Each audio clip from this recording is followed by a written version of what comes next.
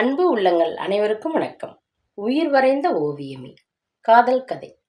கல்லூரி முடிந்து தோழிகள் அனைவரும் விடைபெற்று சென்றிருக்க ஆட்டோவிற்காக காத்திருந்தாள் சன்யோகிதா.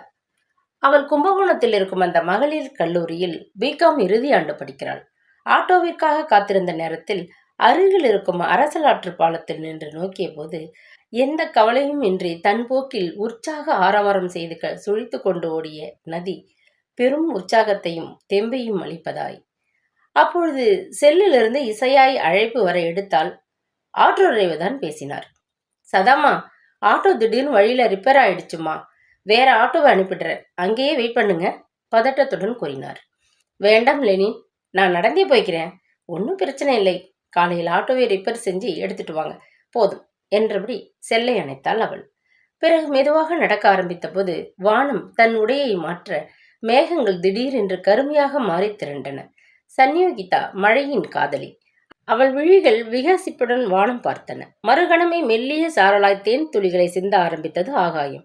மகாமக குலத்தில் லயத்துடன் ஜலதரங்கம் வாசித்த மழை துளியை ரசனையுடன் அளவிட்டபடி நடக்க ஆரம்பித்தாள் அவள். தேகமெங்கும் சுகமாய் பரவிய வெண்முத்து சாரலை இதயம் முத்துச்சிற்பியாய் உள்வாங்கி பொக்கிஷமாய் மூடியது. இயற்கையின் அபிஷேகத்தில் குளிர நனைந்து அதை சுகமாய் சுவீகரித்தபடி வீட்டிற்கு வந்தபோது பதட்டத்துடன் வாசலில் காத்திருந்தார் குருநாதன்.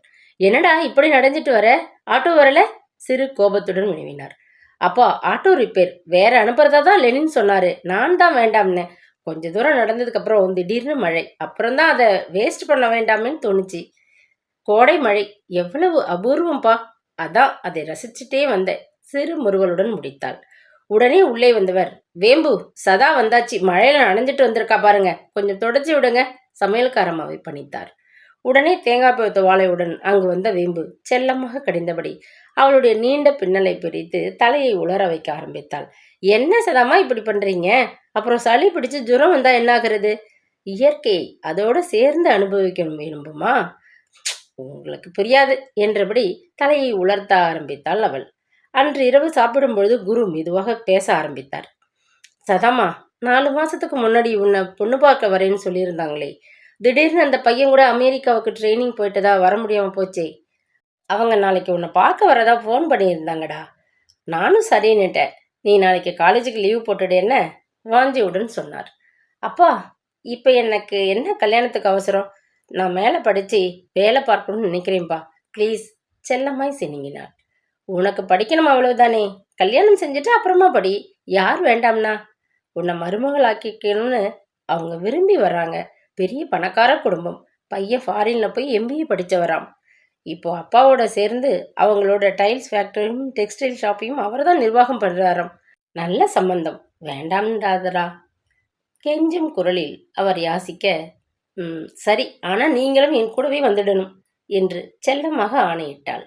ஓகே, வந்தா போச்சு, போதுமா என்றபடி உள்ளே சென்றவருக்குள் பழைய நினைவுகளின் அணிவகுப்பு. 4 மாதங்களுக்கு முன்பு சென்னையில் குருநாதனின் அக்கா பெண்ணுடைய திருமணத்திற்கு இருவரும் சென்றிருந்தனர்.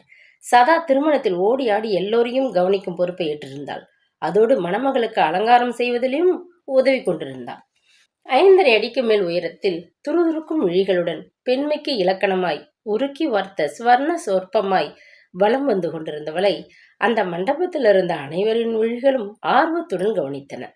திருமணம் முடிந்ததும் வெளியில் நின்று தாம்பூல பைகளை உறவு பெண்களுடன் அவள் விநியோகித்துக் கொண்டிருந்த போதுதான் அந்த விபரீதம் நிகழ்ந்தது. அங்கிருந்து விடைபெற்று சென்று கொண்டிருந்த ஒரு நடுத்தர வயது மனிதர் நெஞ்சை பிடித்தபடியே சரிய உடன் வந்திருந்த பெண்மணி பதட்டத்துடன் அவரை தாங்கி அழ ஆரம்பித்தார். அவருக்கு வியர்த்து கொட்ட நிலைமையை புரிந்து கொண்டவள் உடனே குருநாதனிடம் ஓடினாள். அவருக்கு முன்பே ஒரு முறை ஹார்ட் அட்டாக் வந்திருந்ததால் எமர்ஜென்சிக்கு நாக்கிற்கு அடியில் வைக்க வேண்டிய மாத்திரையை எப்பொழுதும் வைத்திருப்பார். அவசரமாக அதை எடுத்துக்கொண்டு கூடியிருக்கும் கூட்டத்தை விலக்கி காற்று வரும்படி செய்து மாத்திரையை அளித்தார். அங்கிருந்தவர்கள் உடனே காரில் ஏற்றி மருத்துவமனைக்கு அவரை அனுப்பி வைத்தனர். கண்ணீரும் நன்றியுமாய் கையெடுத்து கும்பிட்டு சென்ற அந்த பெண்மணியை ஏனோ சதாவால் மறக்க முடியவில்லை. பிறகு ஊருக்கு திரும்பியும் மனதோறும் அந்த மனிதரின் உடல்நலம் பற்றிய சிறு கவலை முணுமுணுப்பாய். மறுவாரமே ராஜாத்தி அத்தையிடமிருந்து வந்த ஒரு ஃபோன் கால் அவர் நன்றாக இருப்பதை உறுதிப்படுத்தியது. அன்று கல்லூரி விடுமுறை என்பதால் தன் சுடிதாரில் எம்ப்ராய்டரி வேலை செய்து கொண்டிருந்தாள் சதா. தொலைபேசி ஒலிக்க குருநாதன் எடுத்தார். அவர் பேசுவதிலிருந்தே யாரென்று அவளுக்கு புரிந்து போயிற்று. போனை வைத்ததும் உற்சாகத்துடன் அவளிடம் திரும்பியவர், உன் அத்தைதான். அப்புறம் அன்னைக்கு கல்யாணத்துல உடம்பு சரியில்லாம போச்சே, அந்த பரணியும் பேசினாரு. மைல்டு அட்டாக் தானாம், இப்ப உடம்பு பரவாயில்லையாம். மெதுவாக நிறுத்தினார். Thank God. நான் கூட அவர் எப்படி இருக்காரோன்னு நினைச்சுக்கிட்டே இருந்தேன்பா. சற்று நிம்மதியுடன் பகர்ந்தாள். அப்புறம் இன்னொரு விஷயம்டா, அவங்களுக்கு உன்னை ரொம்ப பிடிச்சிடுச்சாம். கல்யாணத்தப்ப 2 நாளா உன்னையே அந்த அம்மா கவனிச்சிட்டு இருந்தாங்களாம். தன் வீட்டுக்கு நீதான் மருமகள்னு மனசுக்குள்ள முடிவு செஞ்சிருந்தப்பதான் அவருக்கு உடம்பு சரியில்லாம போயிருக்கு. அடுத்த வாரமே அந்த அம்மாவும் அவங்க மகனும் உன்னை பெண்ணு பார்க்க வராங்களாம். உற்சாகத்துடன் முடித்தார். அப்பா, இப்பதான் ஃபைனல் இயர். எக்ஸாமுக்கு இன்னும் 4 மாசம்தான் இருக்கு. இந்த நேரத்துல ஏன்பா வர சொன்னீங்க? மெதுவா பார்த்துக்கலாம்ப்பா, சலுகையுடன் சினுங்கினாள். இல்லம்மா, நல்ல அலையன்ஸ், வர்றப்போ செஞ்சிடணும். அவங்க வரட்டும். ஜாதகத்துல எல்லாம் அவங்களுக்கு நம்பிக்கை இல்லையா? உனக்கு பிடிச்சிருந்ததா மற்றதெல்லாம், சமாதானம் கூறி அவளை ஏற்றுக்கொள்ள வைத்தார். ஆனால் அவர்கள் அந்த வாரம் வரவில்லை. முதல் நாள் போன் மட்டுமே செய்திருந்தனர். தங்கள் மகன் திடீரென்று வேலை விஷயமாக அமெரிக்கா கிளம்பி செல்வதால் 3 மாதங்கள் கழித்து வந்தவுடன் கட்டாயம் வந்து பார்ப்பதாக கூறினார் பரணிதரன். அதை கேட்டதும் நிம்மதியுடன் படிப்பை தொடர்ந்தாள் சதா. இடையில் நிறைய வரன்கள் வந்த போதெல்லாம் படிப்பு முடியட்டும் என்று தட்டி கழித்து விட்டாள். இப்பொழுது அவர்களே மீண்டும் வருகிறோம் என்று தகவல் அனுப்பி அவருடைய அக்கா ராஜாத்தி கூறிய வரையில் இது மிகவும் நல்ல சம்பந்தம் என்று புரிந்தது. ஒரு பெருமூச்சுடன் மீண்டும் வழுக்கத் தொடங்க வல்லினமாய் பூமியில் தன் சுவடை பதிக்க ஆரம்பித்த மழையை ஜன்னல் வழியே வேடிக்கை பார்க்க துவங்கினார் அவர். மறுநாள் மாலை அழகிய இளம் பிங்க் நிற சில்க் காட்டன் புடவையில் அவள் தேவதையாக காத்திருந்த போது சரியான நேரத்திற்கு மாப்பிள்ளை வீட்டினர் வந்து விட்டனர். சதா வெளிப்பார்வைக்கு அமைதியாக இருந்தாலும் சுனாமியை உள்ளடக்கிய ஆழ்கடலாய் அவள் மனம் முழுவதும் பெரும் யோசனையிலும் போராட்டத்திலும் இருந்தது. அதற்கு காரணம் 1 மணி நேரத்துக்கு முன்பு வந்த ஒரு போன் கால் தான். குருநாதன் டிஃபனுக்கு ஏற்பாடு செய்துவிட்டு முகம் கழுவி உடை மாற்றச் சென்றிருந்தார். வேம்பு வீட்டில் ஒரு டிஃபனாவது செய்ய வேண்டும் என்று பஜ்ஜி போடுவதில் முனைந்திருந்தார். அப்பொழுது தொலைபேசி ஒலிக்க ஓடி சென்று எடுத்தால் ஒரு புதிய குரல். ஹலோ, மிஸ் சதா இருக்காங்களா? ஆழ்ந்த கம்பீர தொனியில் வந்தது ஒரு ஆண் குரல். எஸ், நான் தான் பேசுறேன். அவள் முடிக்கும் முன்பே, நான் பிருத்திவிராஜ் பேசுறேன். இன்னும் கொஞ்ச நேரத்தில் உன்னை பின்பார்க்க வரப்போறது நான் தான். 1 மணி நேரத்துல வந்துடுவோம் என்றான். இருங்க, நான் அப்பாவை கூப்பிடுறேன் என்பதற்குள், வேண்டாம், நான் உன்னோடு தான் பேசணும் அழுத்தமாக கூறினான். நான் என்னோட அவள் தவிக்கும் போதே எனக்கு இந்த கல்யாணத்துல இஷ்டம் இல்லை. வாழ்க்கையில நிறைய சாதிக்கணும்னு நினைக்கிறேன். அதனால என்னை பிடிக்கல நீயே சொல்லிடு என அமர்த்தலான குரலில் ஆணையிட்டான். திடீரென்று அவளுடைய வானம் இருண்டது போல். தன்னை ஒருவன் மறுப்பதா? அதுவும் நேரில் கூட பார்க்காமல்? நெஞ்சம் இறுகியது. புதிதாய் ஒரு உணர்வு தேகமெங்கும் பரவியது. என்ன பதிலை காணோம்? சிறு எரிச்சலுடன் வந்தது அவனுக்கு குரல். சற்றென்று கலைந்தவள், அதை நீங்களே சொல்லிடலாமே. நான் சொல்றதை விட பிடிக்கலன்னு நீங்க சொல்றதுதான் சரி. ஏன்னா இதுவரைக்கும் நான் உங்களை பார்த்தது கூட இல்லை. என்னால பொய் சொல்ல முடியாது என தைரியமாகவே பதிலளித்தாள். அவன் முடிப்பதற்குள், என்னப்பா 1 மணி நேரத்துல வருவோம்னு சொல்லிட்டியா? ஒரு பெண் குரல் கேட்டது. எல்லாம் சொல்லிட்டேம்மா, சட்டென்று வைத்து விட்டான் அவன். இப்பொழுது இருவரும் ஹாலில் வந்து அமர்ந்திருக்கின்றனர். அவளுக்குத்தான் என்ன செய்வதென்றே புரியவில்லை. மௌன புரட்சி ஒன்று வித்தாய் மனதில் விழுந்து செயல்படத் துவங்கியது. பக்கத்து விட்டு பங்கஜமாமிதான் அவளை ஹாலுக்கு அழைத்துச் சென்றார். மெதுவாக செங்காந்தல் இதழ்களைப் போல் கை குவித்து அவள் வணங்கி நிமிர்ந்தபோதுதான் எதிரி அவனை சந்தித்தாள். கோதுமை நிறத்தில் அடர்ந்த சிகை அலையலையாய் பரவி நிற்க கூர்மையாக ஊடுருவும் விழிகளும் தீட்சண்யமான முகமும் உறுதியான முகவாயுமாக வெகு கம்பீரமாக அமர்ந்திருந்தான் அவன். இருவரும் பரிமாறிக்கொண்ட பார்வை பந்தியில் விழி தேண்டல் இணைக்க ஏதோ ஒரு மாற்றம் நிகழ்ந்தது மனதில். என்றோ அவளுடைய இளமை கனவுகளில் உலா வந்த ஒரு தேவகுமாரனாய் மறக்க முடியா மன்னவனாய் தோன்றியது அவனை பார்த்தபோது. ஆனால் அவன் முகத்திலிருந்து எதையுமே யூகிக்க முடியாமல் பாறையாய் இறுகி தெரிய உறைந்து நின்றிருந்தாள் அவள். அதுவரை திருமணம் என்ற வார்த்தையே கசந்திருக்க முதலாய் இன்று அது புது புது வர்ணங்களை உள்ளே வாரி இறைத்து சுகித்தது. வாம்மா, இங்கே வந்து உட்கார். அவனுடைய தாய் அழைத்ததும் தான் சிலைக்கு உயிர் வந்ததைப் போல் நடந்து அருகில் சென்று அமர்ந்தாள். பங்கஜமும் பலகாரங்களை பரிமாற வேம்புவும் பங்கஜமும் மெல்லிய குரலில் அவளை பற்றி விசாரிக்க ஆரம்பித்தார் புஷ்பா. இந்த வருஷம்தான் ஃபைனல் இயரம்மா? அவர் கேட்க, ஆமாம் என்பது போல் சதா தலையசைத்தாள். மேலே படிக்கணும்னு நீ விரும்பினதா உங்க அத்தை ராஜாத்தி சொன்னாங்க.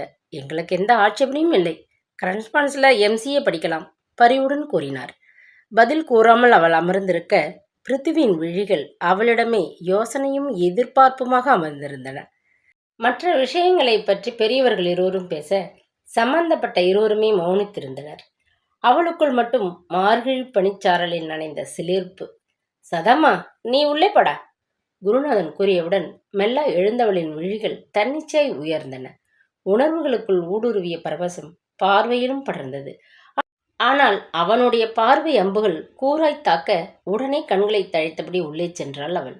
அவளுடைய மனக்கிளையில் பூவாய் அவன் மலர்வு. சிறிது நேரத்திற்கு பிறகு குருநாதன் மட்டும் உள்ளே வந்தார். என்னம்மா, மாப்பிள்ளை உனக்கு பிடிச்சிருக்கா? உற்சாகத்துடன் விசாரித்தார். முதல் பார்வையிலேயே தன்னை வேரோடு அசைத்து விட்டவனை, புரியாத ஒரு உணர்வில் தத்தளிக்கச் செய்தவனை, முதலாய் தன்னை ஈர்த்த ஒரு கம்பீர ஆண்மகனை ஏனோ அவளால் மறுக்க இயலவில்லை. அவனிடம் இனம் புரியா ஈர்ப்பாய் தான் உணர்ந்ததுதான் முதல் காதலோ? சிறு நாணத்துடன் தலை குனிந்து சம்மதம் தெரிவித்தவள் உடனே நிமிர்ந்தாள். அப்பா, அவங்களுக்கும் பிடிச்சிருக்கான்னு கேட்டுக்கோங்க. சிறு பிசிர் தட்டியது அவள் குரலில். அவங்களுக்கு உன்னை ரொம்ப பிடிச்சிருக்காம். இப்பதான் சொன்னாங்க. எனக்கு உன் சம்மதம்தான் வேணும். ஒருவேளை அவன் என்னை வேண்டுமென்றே பயமுறுத்தி இருப்பானோ? அப்படித்தான் இருக்கும். சரிப்பா, அவள் கூறிய உடனே உற்சாகத்துடன் வெளியே வந்தார் குரு. என் பெண்ணுக்கும் சம்மதம்தான். எனக்கும் உங்களை ரொம்ப பிடிச்சிருக்கு. சீரெல்லாம் எங்க இஷ்டப்படியே செய்ய சொல்லிட்டதா ராஜாத்தி அக்கா சொன்னாங்க. உங்களுக்கு குறைவில்லாதபடி எல்லாத்தையும் நல்லாவே செஞ்சிடுவேன், மகிழ்ச்சியுடன் உரைத்தார். எங்களுக்கு பூர்ண சம்மதம். நான் இப்பவே போய் முறையா பொண்ணுக்கு பூ வச்சுட்டு வந்துடுறேன் என்றபடி எழுந்தார் புஷ்பா. உள்ளே சன்யுகிதாவிற்குள் கனவு சிறகுகள் முளைக்க ஆரம்பித்திருந்தன. ஏனோ கண்டவுடனே இதய கூட்டிற்குள் அவனை வைத்து பூட்டியவளுக்குள் ஒரு இனிய தடதடுப்பு. அப்போதுதான் பங்கஜத்துடன் உள்ளே வந்தாள் புஷ்பா. சதா, ரொம்ப சந்தோஷம்மா. நானும் உங்க மாமாவும் நீதான் எங்க மருமகளா வரணும்னு நினைச்சோம். அது நடக்க போகுது, பெருமிதத்துடன் கூறியபடி அவள் தலையில் பூவை சூடிவிட்டார். திக்கென்று அதிர்ந்த இதயத்திற்குள் மௌன வருடலாய் ஒரு புல்லாங்குழலின் சப்தஸ்வரம். அவர்கள் சென்று வெகு நேரம் ஆகியும் அவளால் இயல்பாகவே இருக்க முடியவில்லை. அவன் வந்த நொடி நிஜமாவென்ற தவிப்பும் கிளர்ச்சியும் அவளை வெகுவாய் ஆட்கொண்டன. ஆனால் அவன் கூறியது உண்மையாக இருக்குமோ என்ற பயமும் கூடவே எழ, ஏன் அவன் திருமணத்தை தவிர்க்கிறான்? ஒருவேளை வாழ்க்கையில் நிறைய சாதிக்க வேண்டும் என்று விரும்புகிறானோ? எல்லாவற்றுக்கும் உற்ற துணையாக நின்று நான் உதவ வேண்டும். மனதிற்குள் ஒரு உறுதி வந்தது. ஆனால் அவளுடைய எதிர்பார்ப்புகள் பொய்க்கப் போவதை அவள் அப்பொழுது அறியவில்லை. அதே நேரம் ஹோட்டல் அறையில் இருந்த பிருத்திவியோ கடும் கோபத்தில் இருந்தாள். நான் அவ்வளவு கூறியும் அந்த பெண் புரிந்து கொள்ளவில்லையே. கடவுளே, இதை எப்படி சமாளிக்கப் போகிறேன்? பெரும் குழப்பம் அவனுக்குள். காலம் எவருக்கும் காத்திராமல் விரைய திருமண வேலைகள் வேகமாக நடக்க ஆரம்பித்தன. இரு குடும்பத்திற்கும் பொதுவான ஒருவராய் ராஜாத்தி 1 மாதம் முன்பே வந்துவிட்டார். நாட்கள் மயிர்பீலியின் வருடலாய் அவளை கனவுகளால் வருடி கடந்தன. திருமணத்திற்கான நகைகள், புடவைகள் எடுப்பது, கனவுலகில் சஞ்சரிப்பதென்று சதாவும் பிஸியாக இருந்தாள். ஆனால் பெண் பார்த்துவிட்டு சென்ற பிறகு ஒரு முறை கூட பிருத்வி அவளோடு பேசவில்லை. சிறு ஊடலோடு அவள் காத்திருக்க, பனிப்பொழிவு நின்ற பிறகும் பனித்திவளைகளை சுமந்திருக்கும் புல்வெளியாய் அவளுக்குள் மின்மினிச்சாரலாய் அவன் ஞாபகங்கள். ஆனால் அவன்தான் அவளிடம் எந்த தொடர்புமின்றி மௌனமாக இருந்தான். திருமண நாளும் வந்துவிட்டது. மாங்கல்யம் அணிவித்து முடிந்ததும் சிறு வெட்கத்துடன் உயர்ந்த அவளுடைய பார்வைக்கு அவனுடைய பாராமுகமே பதிலாய் சிறு உறுத்தலுடன் மற்ற சடங்குகளில் அவள் பங்கேற்க புஷ்பாவும் பரணிதரனும் அவளை பூவாய் தாங்கினர். அன்று இரவு சதா தனி அறையில் ஒரு தேவதையின் சாயலுடன் காத்திருக்க அறைக்குள் வந்தவனிடம் பெரும் கோபமும் ஆத்திரமுமே தெரிந்தன. வேகமாக அவள் அருகில் வந்தவன் அவள் நீட்டிய பால் டம்ளரை வாங்காமல் அடிக்குரலில் சீறினான். நான் உன்கிட்ட என்ன சொன்னேன்? நீ என்ன செஞ்சிருக்க? இந்த கல்யாணத்துல இஷ்டம் இல்லைன்னு சொல்ல சொன்னனே, ஏன் செய்யல? அடிப்பட்ட புலியாய் உருமினான். இதை எதிர்பார்க்காததால் ஒரு கணம் உறைந்து நின்றவள் உடனே உயிர்த்தாள். தப்பு செய்து விட்டோம் என்ற விதிர்ப்பை நேசம் அடக்கியது. நான் எப்படி சொல்றது? பெண் பார்க்க வந்தது நீங்க தானே உங்க வீட்டுல மறுத்திருக்கணும். தைரியமாகவே கேட்டாள். அதான் முடியலையே. அதான் உன்னை சொல்ல சொன்னேன். எரிச்சலுடன் மொழிந்தான். உங்களாலேயே முடியலன்னா ஒரு பெண்ணா என்னால எப்படி முடியும்? ம் எங்க வீட்டில் அப்பாவுக்கு ஹார்ட் அட்டாக் வந்து இப்பதான் நார்மலா இருக்காங்க. அதோட அவங்க 2 பேரும் முதலா என்கிட்ட கேட்ட ஒரே யாசகம் இது. அதை எப்படி என்னால மறுக்க முடியும்? அப்படின்னா? சதா புரியாமல் வினவினான். அப்படின்னா 5 மாசம் முன்னாடி உன்னை பெண் பார்க்க வரதா சொல்லிட்டு வராமல் போன மாப்பிள்ளை நான் இல்லை, என் அண்ணன் பிரபு. அவன் கூறியதும் திக்கென்று அதிர்ந்து நிமிர்ந்தவளுக்குள் சட்டென்று எதுவோ உடைந்தது போல் அப்படியே தோய்ந்து போய் அருகில் இருந்த கட்டிலில் அமர்ந்தாள் அவள். பிருத்திவிராஜ் பேச ஆரம்பித்தான். நான் அப்போ ஸ்டேட்ஸ்ல எம்பிஏ படிச்சுட்டு இருந்தேன். திடீர்னு ஒரு நாள் அம்மா ஃபோன் பண்ணி அப்பாவுக்கு ஹார்ட் அட்டாக் வந்ததை பத்தி சொன்னாங்க. அப்பதான் உன்னை பத்தியும் உனக்கும் பிரபுவுக்கும் திருமணம் செய்யலாம்னு முடிவு செஞ்சிருக்கிறதாவும் சந்தோஷமா பேசினாங்க. இன்னொரு விஷயமும் நான் இப்ப சொல்லியாகணும். நான் அவங்க சொந்த பிள்ளை இல்லை, பிரபுதான் அவங்க மகன். என்னை ஒரு ஆர்ஃபனேஜில் இருந்து தத்தெடுத்துக்கிட்டவங்க அவங்க. அந்த நன்றியும் பிரியமும் எனக்கு உண்டு. அப்போதான் அந்த அதிர்ச்சி செய்தி. பிரபு திடீர்னு ஒரு ஆக்சிடென்ட்ல இறந்து போயிட்டான். சட்டென்று அவன் விழிகள் நீரில் மிதந்தன. அதுக்கு கூட என்னால வர முடியல. உடம்பு சிதைஞ்சிட்டதால உடனே கிரிமேட் பண்ணிட்டாங்க. என் படிப்பு முடிஞ்சு நான் வந்தப்பதான் உன்னை பத்தி சொன்னாங்க. ஒரு பெண்ணோட வாழ்க்கை வீணாகிடக்கூடாதுன்னு பிரபுவோட இறப்பை பத்தி சொல்லலன்னாங்க. உங்களுக்கு தெரிஞ்சா வருத்தப்படுவீங்க, உன்னை ராசி இல்லாதன்னு மற்றவங்க சொல்லிடுவாங்களோன்ற பயம். பையன் அமெரிக்காவுக்கு போயிருக்கிறதா பொய் சொல்லிட்டு 3 மாசம் கழிச்சு நான் வந்த உடனே எடுத்து சொல்லி இந்த கல்யாணத்தை முடிக்க காத்திருந்ததா அப்பா சொன்னாங்க. நீ தான் இந்த வீட்டுக்கு மருமகளாக வரணும்னு விரும்புறதாக சொன்னப்ப என்னால மறுக்க முடியல. ஆனா என் மனசுல வேற ஒரு பொண்ணு ரொம்ப நாளா இருக்கா. அவளையும் என்னால மறக்க முடியல. பெரிய இக்கட்டான சூழ்நிலை. அப்பாவுக்கு ஹார்ட் அட்டாக், பிரபுவோட இறப்பு. இதுக்கப்புறம் உன்னை ராசி இல்லாதவன்னு யாரும் சொல்லிடக்கூடாதுன்னு அம்மாவோட பயம். எல்லாத்துக்கும் மேல நன்றி கடன். இதெல்லாம் தான் என்னை சரின்னு சொல்ல வச்சது. ஆனா உன்னால இந்த கல்யாணத்தை நிறுத்த முடியும்னு நான் நினைச்சேன். அதான் ஃபோன் பண்ணேன். ஆனா நீ செய்யல. பெரும் விரக்தியும் கோபமும் அவன் குரலில் தெரிவதாய் அதுவரை இடியாய் இறங்கிய அந்த செய்தியால் உடைந்து போய் அமர்ந்திருந்தவள் மிரண்டு போய் நிமிர்ந்தாள். சாரி, இதெல்லாம் எனக்கு தெரியாது. கம்மிய குரலில் மெல்ல முணுமுணுத்தாள். ஆனா இப்ப உன்னை தெரிஞ்சுக்க, வாழ்க்கையில் நீ பெரிய ரிஸ்க் எடுத்திருக்க. என்னால உன்னை என் மனைவியா ஏத்துக்க முடியாது. இந்த அறையை பொறுத்த வரைக்கும் நம்ம யாரோதான், வெளியேதான் கணவன் மனைவி, அதுவும் மற்றவங்களுக்காக, புரியுதா? அழுத்தமான குரலில் கர்ஜித்தான். அன்று ஒற்றை துளியாய் அவனை உள்வாங்கி இருந்த நெஞ்சிற்குள் கோடி அலையடிப்புடன் இன்று அவன் நிறைந்து செய்வதறியாமல் துடித்து அமர்ந்திருந்தாள் சதா. உணர்வுகள் மறுத்து போய் எதையும் ஏற்க மறுக்க அவனுடைய நியாயமும் புரிவதாய், அத்துடன் தன்னை பெரும் பார்க்க வருவதற்குள் இறந்து போன அந்த முகமரியா பிரபுவை நினைத்தால் பெரும் வருத்தமாக இருந்தது. எல்லாவற்றுக்கும் மேலாக தன்னை ராசி இல்லாதவள் என்று ஒதுக்காமல் மிகுந்த பிரியத்துடன் ஏற்றுக்கொண்ட பெரியவர்களின் மேல் பெரும் மரியாதையும் அன்பும் பெருகின. இதை எதிர்பார்த்திராத இதயம் வெகுவாய் அலைபாய அவனோ அருகில் இருந்த சோபாவில் ஒரு தலையணையை எடுத்து போட்டு உறங்க ஆரம்பித்தான். உனக்கும் எனக்கும் எந்த பந்தமும் இல்லை, என் கடமை தாலியை கட்டியதுடன் முடிந்துவிட்டது என்பது போல் அவன் திரும்பி படுத்து கொண்டதை அவளால் தாங்கிக்கவே முடியவில்லை. எதையும் ஜீரணிக்க முடியாமல் அமர்ந்திருந்தவள் வெகு நேரம் கழித்தே உறங்க ஆரம்பித்தாள்.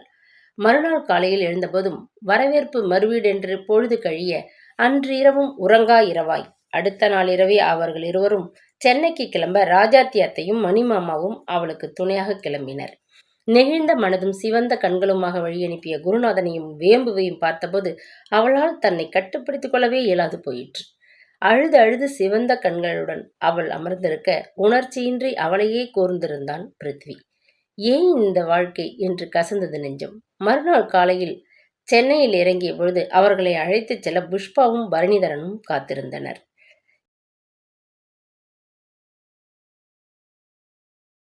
தொடர்ச்சி.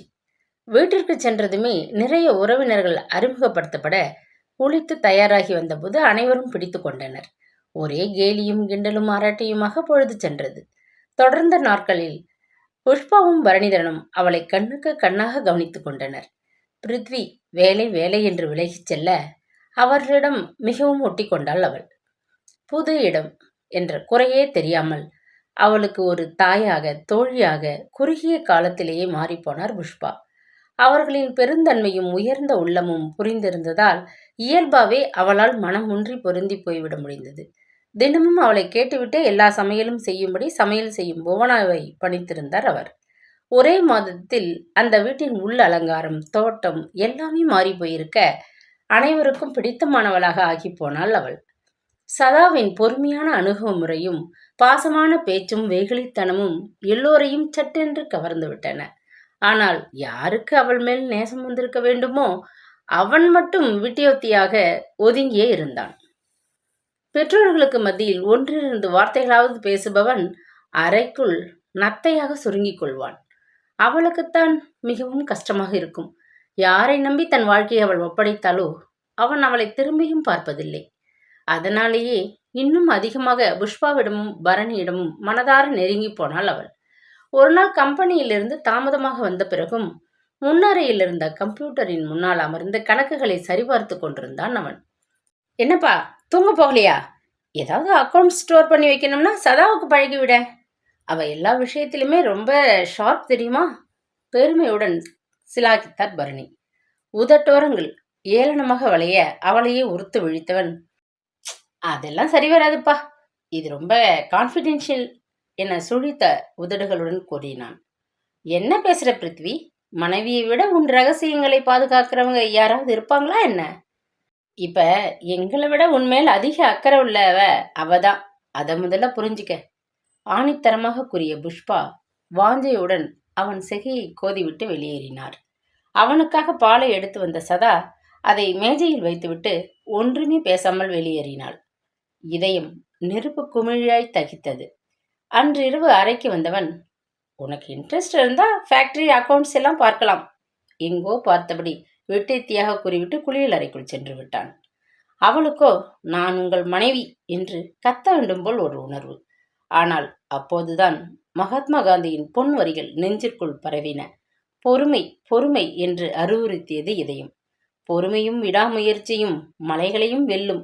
பொய்மை மெய்யாலும் ஆத்திரத்தை சகிப்புத்தன்மையாலும் வெல்லலாம்.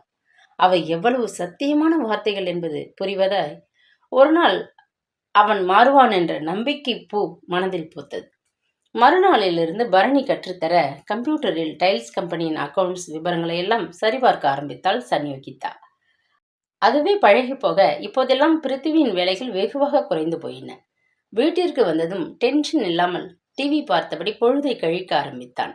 வெளியிலும் அலைந்து விட்டு வந்து கம்ப்யூட்டரிலும் அமர்வது குறைந்திருந்தது. ஒரு நாள் அதுபோல் அவன் அமர்ந்திருக்க பரணியும் புஷ்பாவும் சதாவின் புகழ் பாட ஆரம்பித்தனர். பாத்தியா பிருத்திவி, சதாவோட சாமர்த்தியத்தை நான் சொல்லி கொடுத்த உடனே சுலபமா கத்துக்கிட்டா. கம்ப்யூட்டர் கோர்ஸ் படிச்ச இல்லையா, உன் வேலையை ஈஸியாக்கிட்டா. இப்ப நீ ரிலாக்ஸா இருக்க முடியுது பாரு. அது மட்டுமா, இப்ப வீட்டு வேலையிலிருந்தும் எனக்கு பெரிய ரிலீஃப். சமையல் மெனு போடுறது, வீட்டை நிர்வகிக்கிறது, தோட்டத்தை மாற்றி அமைக்கிறதுன்னு எல்லாமே சதா தான் செய்கிறா. நான் நிம்மதியாக இருக்கேன். புஷ்பா கூற, இப்படியே இருந்தா நாங்கள் 2 பேருமே சீக்கிரமே துருப்பிடிச்சிருவோம்.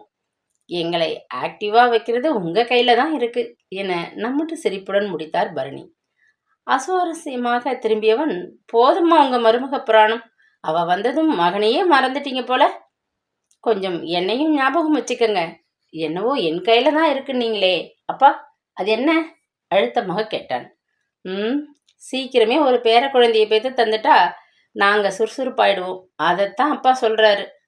புஷ்பா கூறியதும் சதாவின் முகம் வெட்கத்திலும் தவிப்பிலும் சற்றென்று சிவந்துவிட 2 கன்னங்களிலும் இளம் சிவப்பு ஆர்க்கிட்டுகள் மலர்ந்தன. அதை கண்ட பிருத்திவியின் மனதில் கடும் ரௌத்திரம் பரவியது. அன்றிரவு அறைக்குள் வந்ததுமே தன் மனதை மறைக்காமல் கொட்டி அவளை அதிர வைத்து விட்டான் அவன்.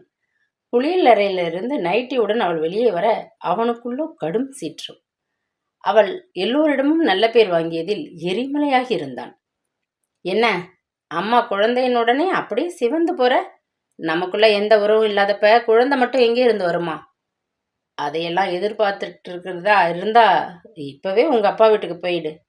மிருகமாய் உருமினான். வார்த்தைகள் திராவகத் துளிகளை சுமந்து அவள் மேல் விழுந்தன. உடலும் உள்ளமும் நாணலாய் தோய்ந்துவிட அப்படியே மிரண்டு விழித்தபடி பனிச்சிற்பமாய் உறைந்து நின்று விட்டாள் சதா. இது உனக்கு பனிஷ்மெண்ட். எனக்கு இந்த கல்யாணம் பிடிக்கலன்னு சொல்லியும் என்னமோ என்ன ஜெயிச்சிட்ட மாதிரி நினைச்சு பிடிவாதமா பிடிச்சிருக்குன்னு சொன்னேல்ல, அதுக்கு நீ அனுபவிச்சுதான் ஆகணும். எந்த காலத்திலையும் நான் உன்னை மனைவியா ஏத்துக்கவும் போறதில்ல. என்னால ஒரு வாரிசு அம்மா அப்பாவுக்கு கிடைக்கவும் போறதில்ல.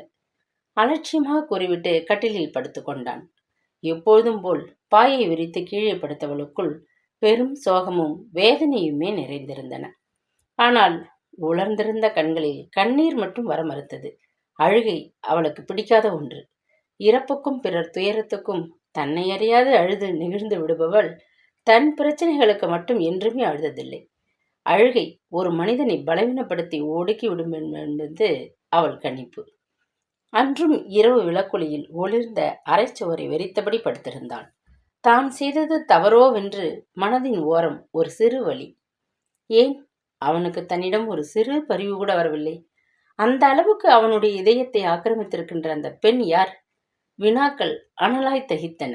அவனிடம் கேட்கவும் முடியாமல், என்ன செய்தால் அவனுடைய மனம் மாறும் என்று வழியும் புரியாமல் தனித்து தவித்திருந்தாள் அவள். மறுநாளிலிருந்தே அவளிடமிருந்து மேலும் அதிகமாக ஒதுங்கி துவங்கியவன் சிடுசிடுப்பே உருவாக மாறிப்போனான். அவனை மாற்றும் வழிவகை தெரியாது அவள்தான் பெரிதும் திணறிப்போனாள். புஷ்பாவுடன் பேசுவது, எம்ப்ராய்டரி செய்வது, படிப்பது, வீட்டை நிர்வகிப்பது, கம்ப்யூட்டரில் கணக்குகளை பார்ப்பதென்று பொழுது சென்றாலும் ஏதோ ஒரு வெற்றிடம் அவளை பலமாய் ஆக்கிரமித்ததுதான் உண்மை. எல்லாவற்றையும் விட தனக்கும் அவனுக்கும் இடையே நடக்கும் பனிப்போர் பெரியவர்களுக்கு தெரியாமல் இருப்பதற்காகத்தான் அவள் படாத பாடுபட வேண்டியிருந்தது. ஒரு நாள் மாலையில் அவளிடம் பேச ஆரம்பித்தார் புஷ்பா. சதா, இப்ப இருக்கிற ஜெனரேஷன் மாதிரி நீங்க 2 பேரும் ஃபேமிலி பிளானிங் அது இதுன்னு இருந்துடலையே? தவிப்புடன் கேட்டார். சட்டென்று தர்ம சங்கடத்துடன் தலை குனிய, சாரிம்மா, பர்சனலை கேட்டுட்டேனா என்றவரின் குரலில் பெரும் அலைப்புறுதல் தெரிவதாய் அவரை மாற்ற வேண்டுமென்று தோன்ற, அப்படியெல்லாம் இல்லத்த என அவள் அவசரமாக முடிந்தாள். அப்பாடா, இந்த வீட்டில் பிரபு திரும்பி வந்து பிறக்கணும்னு எங்களுக்கு ரொம்ப ஆசைமா. உன்கிட்ட பிருத்திவி எல்லாம் சொல்லியிருப்பானே. அவருடைய வார்த்தைகள் அப்போதுதான் உள்ளே வந்த பிருத்திவியின் செவிகளில் ஸ்பஷ்டமாக விழுந்தன. மௌனமாக தலையசைத்தவளால் எதுவும் கூற முடியவில்லை. அன்றுதான் புஷ்பா வேறொரு பிரச்சனையையும் ஆரம்பித்து வைத்தார். என்ன பிருத்வி, இதுவரைக்கும் நீ சதாவை வெளியே எங்கேயுமே அழைச்சிட்டு போகல? கல்யாணமாகி 2 மாசம் ஆக போகுது. இந்த ஞாயிற்றுக்கிழமையாவது வெளியே போயிட்டு வாங்க, அக்கறையுடன் கூறினார். ஞாயிறென்று அவரிடம் மறுக்கவும் முடியாமல், எதையும் வெளிப்படுத்தவும் இயலாமல் வேண்டா வெறுப்பாக சதாவுடன் வெளியே கிளம்பினான் அவன். மாயாஜாலுக்கு சென்று ஒரு சினிமா பார்த்துவிட்டு இருவரும் சாப்பிட்டு கொண்டிருந்தனர். சதா அவளுக்குள் மூழ்கி இருக்க அவனோ ஏதோ யோசனையில் இருந்தான். அப்பொழுதுதான் பிருத்வி என்று உற்சாக அழைப்பு கேட்டது. உடனே திரும்பினால் அங்கு பிருத்வியுடன் கல்லூரியில் பயின்ற நண்பன் விவேக் நின்றிருந்தான். ஹாய் விவேக், நீ ஸ்டேட்ஸ்லேருந்து எப்படா வந்த? பிருத்வி மகிழ்ச்சியுடன் விசாரித்தான். போன வாரம் தாண்டா. அப்புறம் எப்படி இருக்க? கல்யாணம் ஆயிடுச்சா? எனக்கெல்லாம் இன்விடேஷனே கிடையாதா? எனிவே கங்க்ராட்ஸ் என்று கை குலுக்கி வாழ்த்தினான். சதா மரியாதைக்கு எழுந்து வணங்கினாள். உன் ஒய்ஃப் ரொம்ப அழகு பிருத்வி, இயல்பாகவே பாராட்டினான் அவன். திடீரென்று கிடைத்த பாராட்டில் சதாவின் கன்னங்கள் மெலிதாய் சிவக்க அவனுக்கோ பெரும் ஆச்சரியம். ஹேய், உன் ஒய்ஃபுக்கு பிளாஷ் அடிக்குது பாரு. இந்த காலத்துல கூட இப்படியா? You are very lucky man. அவன் கூறும்போதே பிருத்வியின் உடலில் ஒரு பாறையின் இறுக்கமும் ஒருவித விரைப்பும் தோன்றுவதை சதா ஓரக்கண்ணில் கண்டுவிட்டாள். பயத்துடன் அவள் நிற்கும் போதே பாய்டா விவேக் என்றபடி அமர்ந்து விட்டான் அவன். ஒரு கணம் மூச்சுவிட மறந்து உறைந்து நின்றிருந்தவள் தொப்பென்று அமர்ந்தபோதுதான் அடிக்குரல் சீறினான் அவன். ஏய், என்ன நினைச்சிட்டு இருக்க நீ உன் மனசுல? எவனோ ஒருத்தனோட காம்ப்ளிமெண்ட்டுக்கெல்லாம் முகம் சிவக்குது. அவனுக்குத்தான் அறிவில்ல. இன்னொருத்த மனைவியை ஓவரா புகழறது தப்புன்னு தெரியல, வழியிறான். சே, சினத்துடன் மேஜையை ஓங்கி குத்தினான். சற்றென்று மனம் லேசாகி சிறு புன்னகை ஒன்று அவளுடைய இதழ்களில் ஜனித்தது. இரண்டாவது தன்னை மனைவி என்று ஒத்துக்கொள்ள அவனுக்கு மனம் வந்ததே என்ற உணர்வு மற்றதை மறகடிப்பதாய் அவளுடைய முக மாற்றத்தை உணர்ந்தவன் உடனே ரௌத்ரமாக்கி போனான். என்ன சிரிக்கிற? அடிக்குரலில் பொறுமினான். இன்னைக்குத்தான் நான் உங்க மனைவிங்கிறது உங்களுக்கு ஞாபகம் வந்திருக்குல்ல? அதை நினைவுபடுத்த ஃபாரின்ல இருந்து ஒருத்தர் வர வேண்டி இருந்திருக்கு, அதான் சிரிச்சேன். எங்கிருந்துதான் தைரியம் வந்ததோ கூறிவிட்டாள். புல்ஷிட் என்றபடி எழுந்தவன் வேகமாக சென்று கை கழுவ உடனே பின்தொடர்ந்தாள் அவள். காரில் வீட்டிற்கு செல்லும் போதும் இருவருக்கும் இடையே மௌனப்போர் தொடர்ந்தது. அதுவரை இருந்த இதம் தன்னால் தான் கெட்டுவிட்டதோ என்ற குற்ற உணர்வு அவளிடம். வீட்டிற்கு அருகில் சென்றவுடன் யோசனையுடன் அவளிடமே திரும்பினான் அவன். இதெல்லாம் அப்பா அம்மாவுக்கு தெரிய வேண்டாம். ஒருவித விலகல் தன்மையுடன் வந்தது அவன் குரல். அந்த நிமிடம் ஏனோ அவனை சீண்ட வேண்டும் போல. நான் சொல்லிட்டா? தலை சரித்து அவள் குறும்புடன் கேட்க கார் கிரீச் என்ற சடக் பிரேக்குடன் நின்றது. ஏய், என்ன மிரட்டுறியா? போய் சொல்லு. ஒரு பையன்தான் இறந்துட்டான். இந்த பையன் வாழ்க்கையாவது சந்தோஷமா இருக்கணும் தான் இந்த கல்யாணத்தை செஞ்சாங்க. அதுவும் ஃபெயிலியர்னு தெரிஞ்சு அவங்க நொந்து போகட்டும். ஒரு நிமிஷம். இந்த கல்யாணத்தை ஃபெயிலியர் ஆக்கினது நான் இல்லை, அது உங்க கைங்கரியம்தான். என்னை பொறுத்த வரைக்கும் இது எனக்கும் பெரிய இழப்பு தான். ஆனா அது அத்தை மாமா கிட்ட சொல்லி பரிதாபம் தேடிக்கிறதும் எனக்கு பிடிக்காது. அவங்கள நான் நோக்கடிக்கவும் மாட்டேன். நான் ஒன்றும் சாடிஸ்ட் இல்லை. பொறுக்க இயலாமல் பொறிந்து தள்ளிவிட்டாள். ஓ, அப்ப நான் தான் சாடிஸ்ட் அப்படிங்கிறியா? கண்கள் பளிங்காய் ஜொலித்து இடுங்க ஒருவித கூர்மையுடன் கேட்டான். அந்த பார்வையை ஒரு கணம் கூட தாங்க இயலாமல் ஜன்னல் புறம் திரும்பியவளை அவன் குரல் உசுப்பியது. நான் கேள்வி கேட்டா பதில் சொல்லணும். என்ன முட்டாள் நினைச்சியா? பற்களை கடித்தபடி அவன் சீர சற்றென்று சிரித்து விட்டாள் அவள். ஒரு நிமிஷம். உங்களை சாடிஸ்னும் முட்டாள்னும் நான் நினைக்கலை. நீங்களே தான் பட்டியல் போட்டுக்கிறீங்க. சாரி என்றபடி திரும்பிக் கொண்டாள். மனதிற்குள் மௌன சிரிப்பு மையம் கொண்டது. காரை கோபத்துடன் விரட்ட ஆரம்பித்தான் அவன். வீட்டு வாசலில் கார் நின்றதுமே சப்தம் கேட்டு வெளியே வந்து விட்டார் புஷ்பா. என்னம்மா, நல்லா என்ஜாய் பண்ணினீங்களா? வாஞ்சையுடன் விசாரித்தவரிடம், ரொம்ப நல்லா என்ஜாய் பண்ணினோம் அத்தை. அவர்கிட்டயே கேளுங்களேன். ஏங்க, அப்படித்தானே? குறுகுறுத்த விழிகளுடன் கேட்டாள். என்றபடி எதையும் வெளிக்காட்ட முடியாமல் அவன் உள்ளே செல்ல அவனை முதலில் வீழ்த்திய பெருமிதம் அவளுக்குள். சரி, நீங்க 2 பேரும் போய் ரெஸ்ட் எடுங்க என்று அனுப்பி வைத்தார் புஷ்பா. அவள் அறைக்குள் வந்ததுமே, என்ன அம்மா கிட்ட என்ன மாட்டி விடறியா? ரொம்ப திமிர்தான் உனக்கு, சுள்ளென்று காய்ந்தான். நான் ஒன்றும் மாட்டி விடல. உண்மையா எனக்கு நல்ல பொழுது போச்சு, அதைத்தான் சொன்னேன். உள்ளார்ந்து சிரிப்புடன் முடித்தாள். ஒரு வேங்கையின் சீற்றத்துடன் வேகமாக குளியல் அறைக்கு சென்று படார் என்று கதவை மூடிக்கொண்டான் அவன். அந்த வாரமே நவராத்திரி என்பதால் வீட்டில் கொலு வைத்தனர். புஷ்பாவும் சதாவுமாக சென்று உறவினர்களையும் நட்பு வட்டத்தையும் அழைத்து விட்டு வந்தார்கள். கும்பகோணத்தில் பிறர் வீட்டு குழுவிற்கு சென்று இருந்தாலும் அவளுடைய வீட்டில் பழக்கமில்லை என்பதால் கொலு வைத்ததில்லை. அதனால் இங்கு பெரும் உற்சாகத்துடனும் துடிப்புடனும் எல்லா வேலைகளிலும் முழு மனதுடன் பங்கு கொண்டாள் சதா. தினமும் ஒரு மெனு என்று சுண்டலும் இனிப்பும் செய்கின்ற வேலையை தன்வசமாக்கி கொண்டாள். கொலுவுக்கு முன்பாக அழகிய பார்க் ஒன்றை புஷ்பாவின் உதவியுடன் அழகுற அமைத்திருந்தாள். வண்ண சீரியல் விளக்குகள் மின்ன, செயற்கை புல்வெளியும் பல வண்ண மலர் தோட்டமும் அட்டையில் செய்த கார்டன் பெஞ்சுகளும் ஓரத்தில் சிறு அருவியுமாக அந்த அலங்கார அமைப்பு இதயத்தை அள்ளியது. முதல் நாள் வந்து சென்ற அனைவருமே அவளை மிகவும் பாராட்டினர். அப்போதுதான் ஃபேக்டரியிலிருந்து வீட்டிற்கு வந்த பிருத்வியிடம் அவனுடைய நண்பன் தனபாலின் தாய் ஜெயா சதாவை வெகுவாக புகழ்ந்து பேசினார். பிருத்வி, நீ கொடுத்து வச்சவன்பா. சதா எவ்வளவு அழகா பார்க்க அமைச்சிருக்கா. நல்ல ரசனை, நல்ல புத்திசாலித்தனம், அழகு, அமைதி எல்லாம் சேர்ந்து அமைகிற பெண் கிடைக்கிறது ரொம்ப கஷ்டம். நீ ரொம்ப லக்கி பிருத்வி. இவளை அருமையா பார்த்துக்கப்பா. வாஞ்சையுடன் வேண்டுகோள் விடுத்தார். அசுவாசியமாக தலையாட்டியபடி பார்வையை திருப்பியவனுடைய விழிகள் ஒரு கணம் ஸ்தம்பித்து உறைந்தன. அவனே எதிர்பாராத விதமாக அத்தனை கலைநயத்துடன் வடிவமைக்கப்பட்டிருந்தது அந்த பூங்கா. விழிகள் யோசனையும் ஆராய்ச்சியுமாக திரும்ப அழகிய ஓவிய பெண்ணாய் நின்று வருபவர்களை உபசரித்து கொண்டிருந்தாள் சதா. சரி, இந்த வாரம் எங்க வீட்டு கொலுவுக்கு சதாவையும் புஷ்பாவையும் நீ கட்டாயம் அழைச்சிட்டு வரணும். அன்பான ஒரு வேண்டுகோளை விடுத்துவிட்டு அவர் கிளம்ப தாம்பூலம் தர ஆரம்பித்தார் புஷ்பா. நம்ப இயலாத வியப்புடன் அந்த பூங்காவை அளவிட்டவன் மறுகணமே தலையை குலுக்கியபடி அறைக்குள் சென்று விட்டான். முதலில் அவனுடைய பார்வையில் தெரிந்த பிரமிப்பும் கன நேரத்தில் அந்த பாவனை விலகி உடனே ஒளிர்ந்த அலட்சியமும் சாதக பட்சியாய் அவனையே நோக்கி கொண்டிருந்த சதாவிடம் பெரும் சோர்வை வரவழைத்தன. அது புரியாமல், உன் வீட்டுக்காரன் உன்னையே விழுங்கிடுற மாதிரி பார்த்துட்டு போறான், போய் அவனை கவனி, குறும்புடன் கூறிவிட்டு விடைபெற்றார் ஜெயா. அந்த வார கடைசியில் சதாவும் பிருத்திவியுமாக அவனுடைய நண்பன் தனபாலின் வீட்டிற்கு சென்றனர். வீட்டில் கொலுவிற்கு வருபவர்களை வரவேற்பதற்காக புஷ்பா தங்கிவிட்டார். எளிமையாக வைக்கப்பட்டிருந்த அந்த கொலுவும் சதாவை மிகவும் கவர்ந்தது. தனபாலின் மனைவி பவானி அலுவலகத்திலிருந்து வராததால் சதாவையே தாம்பூலம் வைத்து தரச் சொன்னார் ஜெயா. பிறகு அவளை பாடும்படி அவர் வற்புறுத்த முதலில் தயங்கியவள் மெல்ல பாட ஆரம்பித்தாள். நின்னை சரணடைந்தேன் கண்ணம்மா. கொலுசுகள் பேசுவது போல் காற்றில் மிதந்து வரும் புல்லாங்குழல் இசையாய் மழை துளிகளின் தாள லயமாய் பரவியது அந்த பாரதியின் பாடல்.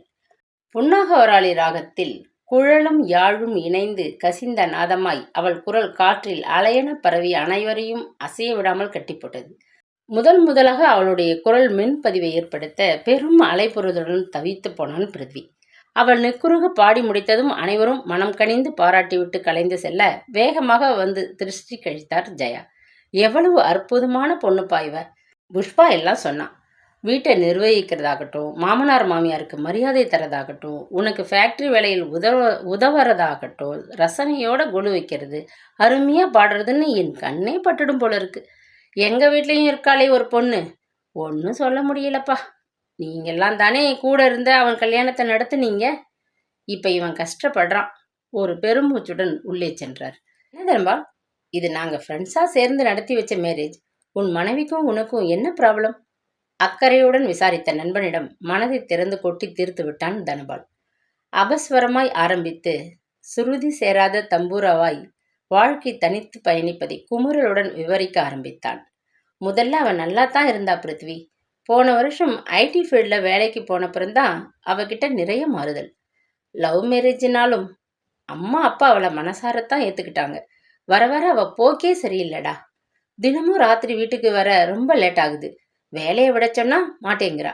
வீக்கெண்டில் கூட வீட்டில் இருக்கிறதில்ல. பார்ட்டி டிஸ்கோன்னு ரொம்ப மாறி போயிட்டா. என்ன செய்யறதுன்னு புரியல. அதிகப்படியான பணம் கூட சில சமயத்தில் தலகால் புரியாமல் ஆட வைக்கும். நம்ம இயல்பையே மாத்திடுங்கிறது இப்பதான் புரியுது. தப்பு பண்ணிட்டோமோன்னு பயம் வருது. மாறிட்டே இருக்கிற இந்த வாழ்க்கையில எதுவுமே நம்ம கையில இல்லை. அதோட எதுவுமே நிரந்தரம் இல்லையே. அவளா வாழ்க்கையை புரிஞ்சிக்கணும்னு நான் விரும்புறேன். பார்ப்போம். சில விஷயங்களை உடைச்சி சொல்ல முடியாது பிருத்வி. ஒருவித விரக்தியோடு அவன் முடிக்க அவளுக்கோ பெரும் பரிதாபம். புருவ மத்தியில் சிறு யோசனை முடிச்சுடன் அமர்ந்திருந்த பிருத்விராஜுக்கோ என்ன சொல்வதென்றே புரியவில்லை. இருவரும் விடைபெற்று வீட்டிற்கு திரும்பி வரும்பொழுது அசாத்திய மௌனத்தில் இருந்தான் அவன். வீட்டிற்கு வந்ததும் கொலுவை பற்றி புஷ்பா அவனிடம் விசாரிக்க என்றபடி உள்ளே சென்று விட்டான் அவன். நல்லா இருந்ததத்த. நீங்க ஏன் வரலன்னு ஜெயா ஆண்டி ரொம்ப விசாரிச்சாங்க. பவானி தான் வீட்டில் இல்லை. ஆஃபீஸ்ல இருந்து வராததால அவங்கள பார்க்க முடியல. பிருத்வி ஏமா டல்லா இருக்கா? தலைவலியா?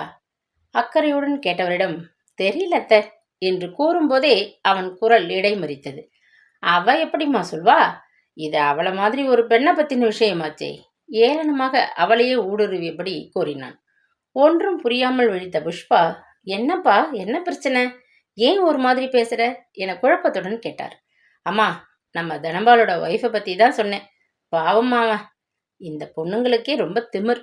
ஆண்களோட வாழ்க்கையில் நிம்மதி சந்தோஷத்தை எல்லாம் அழிக்கிறதுக்குன்னே அவதாரம் எடுத்து வந்திருக்காங்க. சே, வெறுப்புடன் கூறிவிட்டு உள்ளே சென்றான். என்னாச்சுமா இவனுக்கு? பெண்கள் மேல ஏன் திடீர்னு இவ்வளவு வெறுப்பு? குழப்பத்துடன் விசாரித்தார். நெஞ்சம் ஒரு பெண்ணால் பெண்ணியத்தையே சாடுபவனை எண்ணி நொந்து மெதுவாக தனபாலின் வீட்டில் நடந்த விஷயங்களை பற்றி அவள் கூற அயர்ந்து போய்விட்டாள் புஷ்பா. ஓ, அதான் பிருத்விக்கு இவ்வளவு கோபமா? பாவம் தனபால். நீ போய் ட்ரெஸ் மாத்திட்டு பிருத்வியை கவனிச்சுட்டு வாமா, சாப்பிடலாம். யோசனையுடன் உள்ளே சென்றார். பிறகு தொடர்ந்த நிமிடங்கள் மௌனத்திலேயே கழிய தனக்கு சாப்பாடு வேண்டாம் என்று மறுத்துவிட்டு சீக்கிரமே படுக்கச் சென்று விட்டான் பிருத்வி. சிறிது நேரம் பரணியுடனும் புஷ்பாவுடனும் கேரம் விளையாடிவிட்டு அவள் பால் டம்ளருடன் அறைக்கு வந்தபோது அவன் அங்கு இல்லை. சிட் அவுட்டில் விளக்கெரிய மெதுவாக எட்டி பார்த்தாள். வெறித்த பார்வையுடன் நாற்காலியில் சாய்ந்திருந்தான். அசைவு தெரிந்ததும் திரும்பியவனின் கண் ஓரங்கள் கூர்மையுடன் இடுங்கின. பால் எடுத்துட்டு வந்திருக்கேன், சாப்பிடத்தான் இல்லை, எதையாவது குடிங்க. எதிரில் இருந்த டீஃபாயில் வைத்தாள். பொதுவா மனுஷங்க செத்தப்புறம்தான் பாலை ஊற்றுவாங்க. இப்பெல்லாம் பொண்ணுங்க உயிரோடு இருக்கும்போதே ஊத்துடுறீங்க. குத்தலாக மொழிந்தான். சொல்லென்று பொங்கிய கோபத்துடன், பொண்ணுங்களை பத்தி இவ்வளவு கிரிட்டிசைஸ் பண்றீங்களே, ஏன் நீங்க விரும்பினதும் ஒரு பெண்ணைத்தானே? அவங்க மட்டும் இதுக்கு விதிவிலக்கா என்ன? அவங்கள மட்டும் மறக்க முடியலன்றீங்க? தைரியமாக கேட்டுவிட்டாள். ஏய், கடும் சினத்துடன் எழுந்தவன், அவளை பத்தி உனக்கு என்ன தெரியும்? அவ ஒரு தேவதை. இனி ஒரு வார்த்தை அவளை பத்தி பேசின தொப்பென்று நாற்காலியில் சாய்ந்தான். அந்த நேரம் அதற்கு மேல் அவனை தொந்தரவு செய்ய மனமின்றி உள்ளே வந்தவள் அவனுக்குள் பெண்களை பற்றிய வெறுப்பு சதவிகிதம் அதிகரித்து கொண்டே போவதை அறியவில்லை. ஆனால் அவனுடைய சொற்கள் கூறிய அம்பாய் இதயத்தை தேய்த்ததையும் விளக்க முடியவில்லை. உள்ளே பெரும் வலி பரவியது. சதாவின் வார்த்தைகளால் பிருத்வி இளமை நினைவுகளில் ஆழ்ந்திருந்தான். ஞாபக கிளைகளில் பாலிய சோடுகள் மலர்ந்து அவனை புது உலகுக்கு அழைத்துச் செல்ல ஆரம்பித்திருந்தன. தன் ரிஷிமுலத்தை அறிய அந்த நதி பின்னோக்கி பயணித்தது. டெல்லியில் வசித்து வந்த பிருத்திவிராஜுக்கு அப்போது 10 வயது இருக்கும். அவனுடைய அப்பா செந்தில் ஒரு தமிழர். டெல்லியில் பிசினஸ் செய்து வந்தார். அங்கேயே ஒரு பஞ்சாபி பெண்ணை பார்த்து காதல் கொண்டு மணந்து கொண்டவர். பிருத்வியின் செல்ல பெயர் பாபு. அவனுடைய அம்மா பாயல். அவனை அப்படித்தான் அழைப்பாள். படிப்பில் விளையாட்டில் என்று எல்லாவற்றிலும் சுட்டி பையன் அவன். தமிழ்நாட்டில் இருக்கும் தங்கள் குடும்பத்துடன் தொடர்பை இழந்திருந்த செந்தில் திருமணத்துக்கு பிறகு 11 வருடம் கழித்து முதல் முறையாக தாய் நிலம் செல்ல கிளம்பினார். மூவரும் ரயிலில் பயணிக்கும் போதுதான் அவனுக்கே சிறிது புரிந்தது. மெதுவாக அவனுடைய தலையை கோதியவர், நாம் எங்கேயோ போயிட்டு இருக்கோம் தெரியுமா பாபு என்று பரிவுடன் கேட்டார். அம்மா சொன்னாங்க, தமிழ்நாட்டில் இருக்கிற தாத்தா பாட்டி வீட்டுக்குன்னு. அவங்கெல்லாம் எப்படி இருப்பாங்கப்பா? நானே பார்த்து 10 வருஷத்துக்கு மேல ஆயிடுச்சு. உங்க அம்மாவை விரும்பி நான் காதல் கல்யாணம் செஞ்சுக்கிட்டதுல அவங்களுக்கு கோபம். அங்கே போனப்ப எங்களை சேர்த்துக்கல. பெரும் வருத்தம் துணித்தது அவர் குரலில். ஏன்பா? புரியாமல் கேட்டான் அவன். நான் அவங்க கிட்ட சொல்லாம கல்யாணம் செஞ்சுக்கிட்டேன்னு உங்க தாத்தாவுக்கு என் மேல ரொம்ப கோபம். எல்லாம் கனவு மாதிரி இருக்கு இல்ல பாயல்? ஆமாங்க. அந்த கோபத்தோட வந்து வேலையையும் பார்த்துக்கிட்டு கிஷோரோட சேர்ந்து டெக்ஸ்டைல் ஷாப்பும் ஆரம்பிச்சு நல்லா வளர்ந்ததுக்கு அப்புறம்தான் சொந்த ஊருக்கு போவேன்னு நீங்க வைராக்கியத்தோட இருந்ததை மறக்க முடியுமா? பெருமிதத்துடன் கூறிய பாயல் மகனை இழுத்து அணைத்து கொண்டார். அந்த சிறு வயதிலும் அவனுக்கு ஏதோ புரிந்தாற்போல். பாட்டி தாத்தா எல்லோரும் நமக்காக வெயிட் பண்ணிட்டு இருப்பாங்களப்பா? அவளுடன் கேட்டான். இல்லை, அவங்க கிட்ட நாம வரப்போறத சொல்லல. நேர்ல போய் ஒரு இன்ப அதிர்ச்சி தரலாம்னு இருக்கும். ஏங்க, இப்பவும் அவங்க நம்மளை ஏத்துக்கலைன்னா? அதெல்லாம் மாறி இருப்பாங்க. அதுவும் நம்ம பாபுவை பார்த்தா எல்லாம் மாறிடும். பேர குழந்தைன்னா தாத்தா பாட்டிகளுக்கு எப்பவுமே தண்ணி தான், தெரியுமா? சரிடா செல்லம், நீ அப்பா மடியில படுத்து தூங்கு. தன்னை மடியில் சாய்த்து தூங்க வைத்த வரையில்தான் அவனுக்கு ஞாபகம் இருந்தது. பிறகு கண் விழித்த போது எல்லாமே முடிந்திருந்தது. தீவிரவாத தாக்குதலுக்கு அந்த ரயில் இலக்காகி இருக்க பக்கத்து கம்பார்ட்மெண்டில் வெடித்த வெடிகுண்டு இவர்களுடைய கூபையிலும் அலையாய் பரவ எங்கும் புகை மண்டலமாய் தீன குரலும் அழுகையுமாய் பாபு தூக்கி எறியப்பட்டிருந்தான். அவனுடைய பெற்றோர் என்ன ஆனார்கள் என்று தெரியவில்லை. கும்மிரட்டும் புகையும் நிகழ்ந்த சம்பவத்தின் பாதிப்புமாக துவண்டு போயிருந்தான். அப்பொழுதுதான் இரு கரங்களால் அவனை தூக்கி அணைத்து தோளில் போட்டு ஒரு உருவம் நடக்க ஆரம்பித்தது. கண் விழித்த போது பாபு மருத்துவமனையில் இருக்க அருகில் ஒரு இளைஞர் நின்றிருந்தார். என்னப்பா, ரொம்ப வலிக்குதா? பயப்படாதே, சரியாயிடும், பரிவுடன் கூறிவிட்டு அவன் தலையை கோதிவிட்டார். உடனே தன் தந்தையின் நினைவுதான் அவனுக்கு வந்தது. அம்மா, அப்பா, அவன் ஈன ஸ்வரத்தில் கேட்க, வருவாங்க என்றவரின் விழிகளில் பெரும் அலைபொறுதலும் தவிப்பும். பிறகு அவன் உடல் தேடி வந்தபோதுதான் தெரிந்தது அவனுடைய தாய் தந்தை இறந்த விபரம். ஒன்றும் புரியாமல் அழ ஆரம்பித்தவனை சமாதானப்படுத்தியது அவர்தான். நடேசன் என்று தன்னை அறிமுகப்படுத்தி கொண்ட அந்த மனிதர் இரவு பகலாக அவனை கவனித்துக் கொண்டு அருகிலேயே இருந்தார். 2 நாட்கள் கழித்துதான் ஒரு போலீஸ் ஆபீசர் வந்து எல்லா விபரமும் கூறினார். அவன் பயணம் செய்த கோச்சில் இருந்த அனைவருமே இறந்து விட்டதை அறிந்த அந்த சிறு பிஞ்சுக்கோ என்ன சொல்வதென்றே தெரியவில்லை. அங்கு யாரையும் அறிமுகமில்லாத தெரியாத ஒரு நிலை. நானும் அந்த ட்ரெயின்ல தான் வந்தேன். நல்ல வேலை, கடவுள் கிருபையால தப்பிச்ச. இந்த பையனை நானே அழைச்சிட்டு போறேன் சார். இவனை தேடி யாராவது வந்தா சொல்லுங்க. நான் திண்டுக்கலுக்கு பக்கத்துல இருக்கிற சிறுமலை அடிவார கிராமத்துல தான் இருக்கேன். என் அட்ரஸை கொடுத்துட்டு போறேன். யாராவது வந்தா தகவல் தெரியுங்க. அது வரைக்கும் இவன் எங்க வீட்டிலேயே இருக்கட்டும் என்றார். அப்படி நாங்க அனுப்பக்கூடாது. ஆனா 3 நாளா நீங்க தான் இந்த பையனை கூட இருந்து கண்ணும் கருத்துமா கவனிச்சிட்டதா நர்ஸு சொன்னாங்க என்றவர் பாபுவிடம் திரும்பினார். என்ன பாபு, இவர் கூட போறியா? உன் உறவுக்காரங்க யாராவது வந்தா திரும்ப அனுப்புறோம் உடனே சரி என்று தலையசைத்தான் அவன். இந்த 3 நாட்களாக பரிவும் கனிவுமாக நடேசன் அக்கறையுடன் கவனித்த விதம் அவனை பெரிதும் நெகிழச் செய்திருந்தது. தாய் தந்தையும் இறந்த நிலையில் உறவுகள் யாரென்றும் புரியாத தருணத்தில் பாசத்துக்கு ஏங்கியவனுக்கு ஒரே பற்றுக்கோடாய் உடன் இருந்தவரை இழக்க மனம் வரவில்லை. இடிந்து போயிருந்த அந்த பிஞ்சு மனதிற்கு எதையும் யோசிக்கவும் முடியவில்லை. ஒன்றும் புரியாத அந்த வயதில் திக்கு தெரியாத காட்டில் தனித்து விட்டதை போன்ற ஒரு நிலையில் இருந்தவன் நடேசனிடம் பிரியத்துடன் ஒட்டி கொண்டான். எல்லா ஏற்பாடுகளும் செய்துவிட்டு மறுநாளே இருவரும் நடேசனின் சொந்த ஊருக்கு சென்றனர். பாபு, சின்ன வயசுல அம்மா அப்பாவை இழக்கிற துக்கம் எவ்வளவு பெருசுன்னு எனக்கு தெரியும். அதை அனுபவிச்சவனா. கவலைப்படாதேப்பா, உனக்கு நாங்க எல்லோரும் இருக்கோம். வீட்டில் உன் கூட விளையாட என் பொண்ணு அம்மு இருக்கா. எதுவா இருந்தாலும் நீ எங்க கிட்ட தயங்காம கேட்கலாம். அவன் மெதுவாக தலையசைத்த போது அவர் விழிகள் கசிந்தன. பிறகு திண்டுக்கல்லிலிருந்து காரில் பயணித்த போது அந்த வித்தியாசமான உலகம் அவனை மிகவும் ஈர்த்தது. டெல்லியிலேயே பிறந்து வளர்ந்தவனுக்கு இந்த மண்ணின் பசுமையும் மலைகளுடன் வனப்பும் மிகுந்த சூழலும் புதிதாய் முன்புறம் பெரும் தோட்டத்துடன் தெரிந்த அந்த பெரிய வீடு அவனை மிகவும் கவர சுவாரஸ்யம் கலந்த வியப்புடன் காரில் இருந்து மெல்ல இறங்கினான் அவன். என்ன பாபு, இதுதான் நம்ம வீடு, பிடிச்சிருக்கா? அவர் கேட்ட விதமே மனதை இதமாக்க என்று உற்சாகத்துடன் தலையசைத்தான். மனதோறும் டெல்லியில் தன் தாய் தந்தையுடன் வாழ்ந்த ஞாபகங்கள் உடனே வந்தன. மலையரசியின் மடியில் கம்பீரமாக வீற்றிருந்த அந்த வீடு அவனுக்குள் வித்தியாசமான ஒரு உலகை அறிமுகப்படுத்தப் போவது புரிந்தது. கார் சப்தம் கேட்டதுமே உள்ளே இருந்து ஒரு இளம் பெண்ணும் சிறு பெண்ணும் வேகமாக வெளியே வந்தனர். வாங்க வாங்க என்று வரவேற்றபடி வந்தவளை தன் மனைவி தேவி என்று அவனுக்கு அறிமுகப்படுத்தினார் நடேசன். நான் போன்ல சொன்னேனே தேவி, அந்த பாபுதான் இவன். பாஞ்சையுடன் அவர் கூற ஓடி வந்து அணைத்து கொண்டார் அவர். பாபு, நல்லா இருக்கியா? இனிமே நீ எதுக்கும் கவலைப்படக்கூடாது. உனக்கு நாங்க இருக்கோம். என்ன வேணுமோ எங்ககிட்ட கேளுப்பா, நான் செய்றேன். அந்த வார்த்தைகள் உதட்டிலிருந்து வராமல் உள்ளத்திலிருந்து ஒலித்ததை அந்த கணமே புரிந்து கொண்டான் அவன். அப்போதுதான் தன் தந்தையின் பின்னாலிலிருந்து எட்டி பார்த்த ஒரு ரோஜா முகத்தை கண்டான் அவன். சிறு வெக்கமும் கூச்சமுமாக கரிய பெரிய விழிகள் ஆராய்ச்சியுடன் அவனையே நோக்க ஏனோ அவளை உடனே பிடித்து போயது அவனுக்கு. அங்கிள், இவதானே நீங்க சொன்ன அம்மு? உற்சாகத்துடன் கேட்டான்.